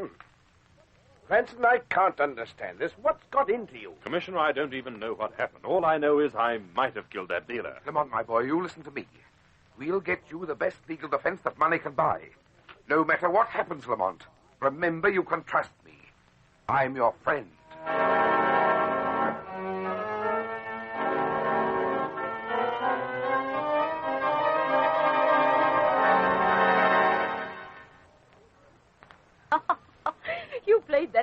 beautifully, Chief. Too loud, Miss Harsh. Even the entrance of police headquarters may have ears. Oh. Miss Lane will be along soon. What do we do now? 2 things. First, have Joe the penman take care of Cranston's claim that he never knew the dead dealer. And we'll have Joe forge complete correspondence. Plant some letters in Cranston's flat and in the store. Uh-huh. Make the subject the purchase of the Ming chalice. Right you are, Chief. Is there anything else? Yes. We've got to make sure the Shadow gets interested in the case. To do this, we'll have to arrange Cranston's escape from jail. Escape? Isn't that step obvious? The Shadow must assume that Cranston is escaping justice because of his friendship with the police. He will. The newspapers are already saying that. In fact, one paper is asking why the Shadow hasn't come into the picture. Fine. Eventually, we arrange it so that the Shadow hears I wish to see him. Wait, here comes Lane. Look sympathetic. Oh, not me, Chief. I've got work to do. I'll see you later. Oh, Mr. Stone, this is awful. They put Lamont in a cell. There, my dear. Oh, you were wonderful inside. I can't thank you enough. My dear, I've got bad news for you. What do you mean? That was all bluff inside. Lamont is in a very bad position. I doubt if the best lawyers in the world could help him. Oh, no, you can't mean it. We've got to take strong measures if we want to help Lamont. What do you mean? We've got to get him out of jail and out of the country. It's his only hope. But how? I'll arrange the details. Go back, Miss Lane. Try and see Lamont. Tell him that escape is his only hope. Tell him to hold himself ready. Tell him that I'm arranging an escape for him.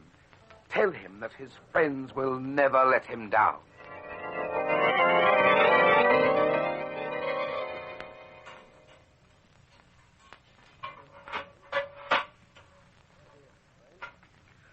He's right here, Miss Lane.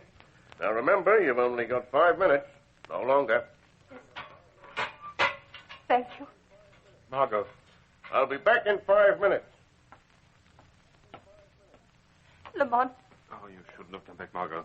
This won't do any good. I had to. Lamont, listen to me. I've got a message for you from Bob Stone. Yes? He says he's going to arrange an escape for you. He wants you to get out of the country. He says it's your only chance. He's right, Margot. I've got to get out so the Shadow can clear me. Margot. Yes, Lamont. I want you to help me now. Oh, I'll do anything, darling, anything. Scream for the guard. When he gets here, tell him I've escaped. Then the Shadow... Yes, Margot. When he opens the door to let you out, the Shadow will leave too. Now go ahead, yell. Right. Help! Help! Guard! Help!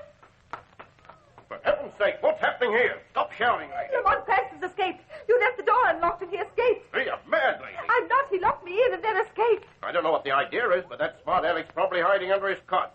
I'll teach him. Lots of clever ones try that.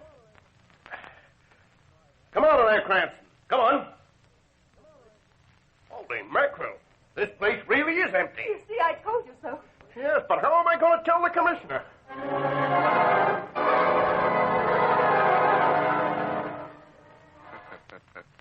So Cranston has escaped from jail. I don't know how he did it, but he saved me so much trouble. His escape has ensured his finish. I've heard rumors that you wish to see me, Robert Stone. Why, it's the Shadow. It is? Shadow, a great injustice is being done in the murdered art dealer case. Really? Yes, the police have let Cranston escape. So I've heard. Shadow, I've been afraid to tell what I know because of the police. But Cranston did commit that murder. I saw him. That doesn't sound like Cranston, Stone. But it's true, Shadow. And I know other things about Cranston. This is very interesting. Shadow, have you ever wondered where Cranston got his money? Has it ever occurred to you that being so friendly with the police, he's in a unique position to blackmail criminals or to take money from the police for information? You think that that's how he got his money? I'm positive of it. Shadow, Lamont Cranston is nothing but a thief, a blackmailer, a police informer, and now I'm afraid a murderer. I think you should check up on him, Shadow. Why are you telling me this? I want to see justice done. Mr. Stone, many thanks from the Shadow to you. And I promise justice will be done.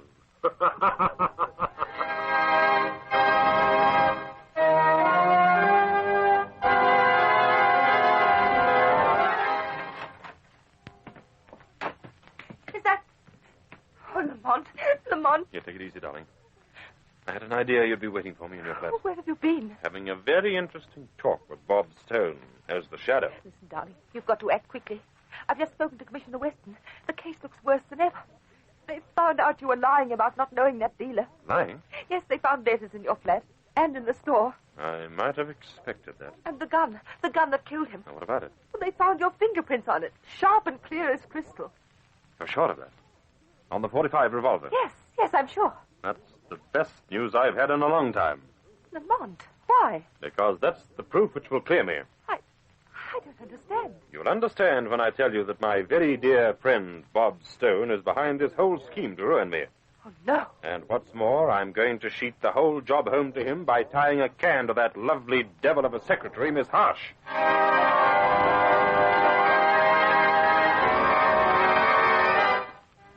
Everything's fine, Chief. We planted the letters just in time. Yes, the police must have found it by this time. Splendid work, my dear, splendid. What do I do now? Hold the fort, my dear. I'm going to an informal meeting of the gang right now. I'll be back in a few hours. Right. Goodbye, Chief. Oh. Who's that? Good evening, Miss Harsh. This is the Shadow. Oh, the Shadow. I've been longing to meet you. Yes, Miss Harsh. It's unfortunate the Shadow has overlooked you for so long. Well, it's never too late to make up for lost time, is it? Not for you, Miss Harsh. You've plenty to make up. In the state women's prison. What are you talking about? Life imprisonment for murder. You're mad. The Shadow knows, my sweet murderess. The Shadow knows that Lamont Cranston is being held for a murder you committed. That's a lie. It was cleverly planned, Miss Harsh, but not clever enough to fool the Shadow. No, it's not true. The evidence is being sent to the police commissioner. Inside of 1 hour, a patrol car from police headquarters will be here. Are you bored, Miss Harsh? No, you can't do this to me. I didn't kill him, I tell you. It was... Yes? No. Let me out of here. Get away from me. It's no use running, Miss Harsh. They'll get you for murder.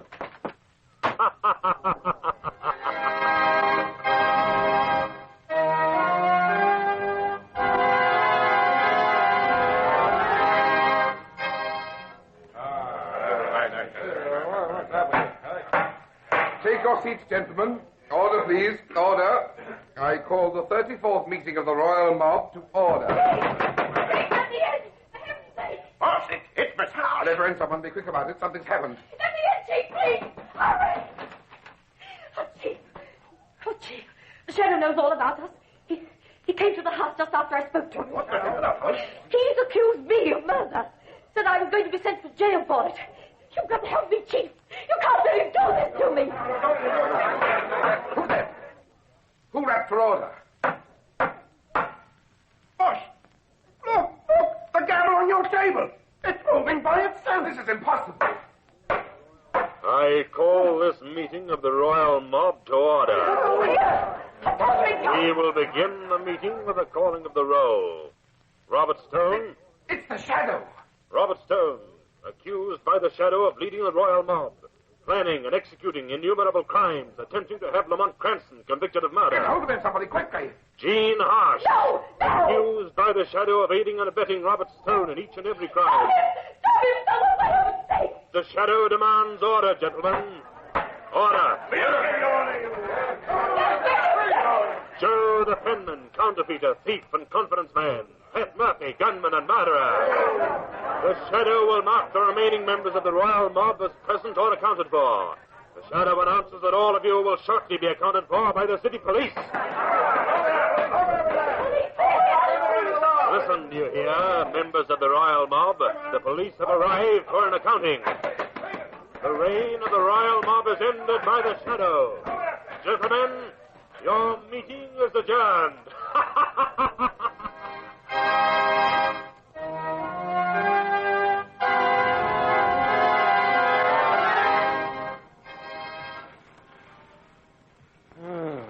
What a beautiful night for a drive.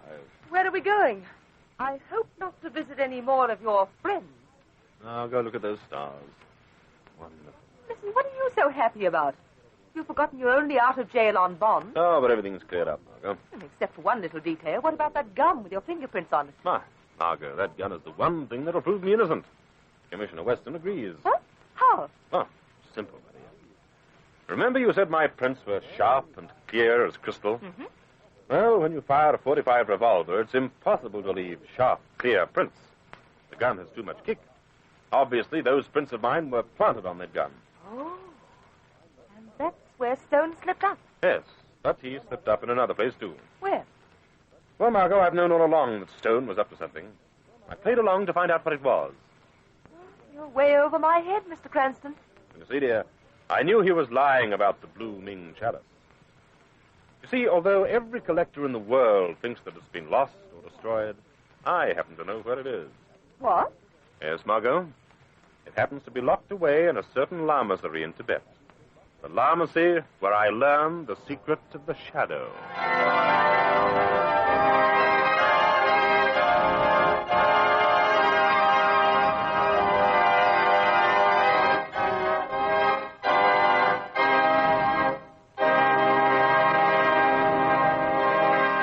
In a moment, I shall return with more news of the shadow. But first, your announcer. Next week, same time, same station, another shadow story. Crime does not pay. The shadow knows. Be sure to listen. A masterpiece of suspense.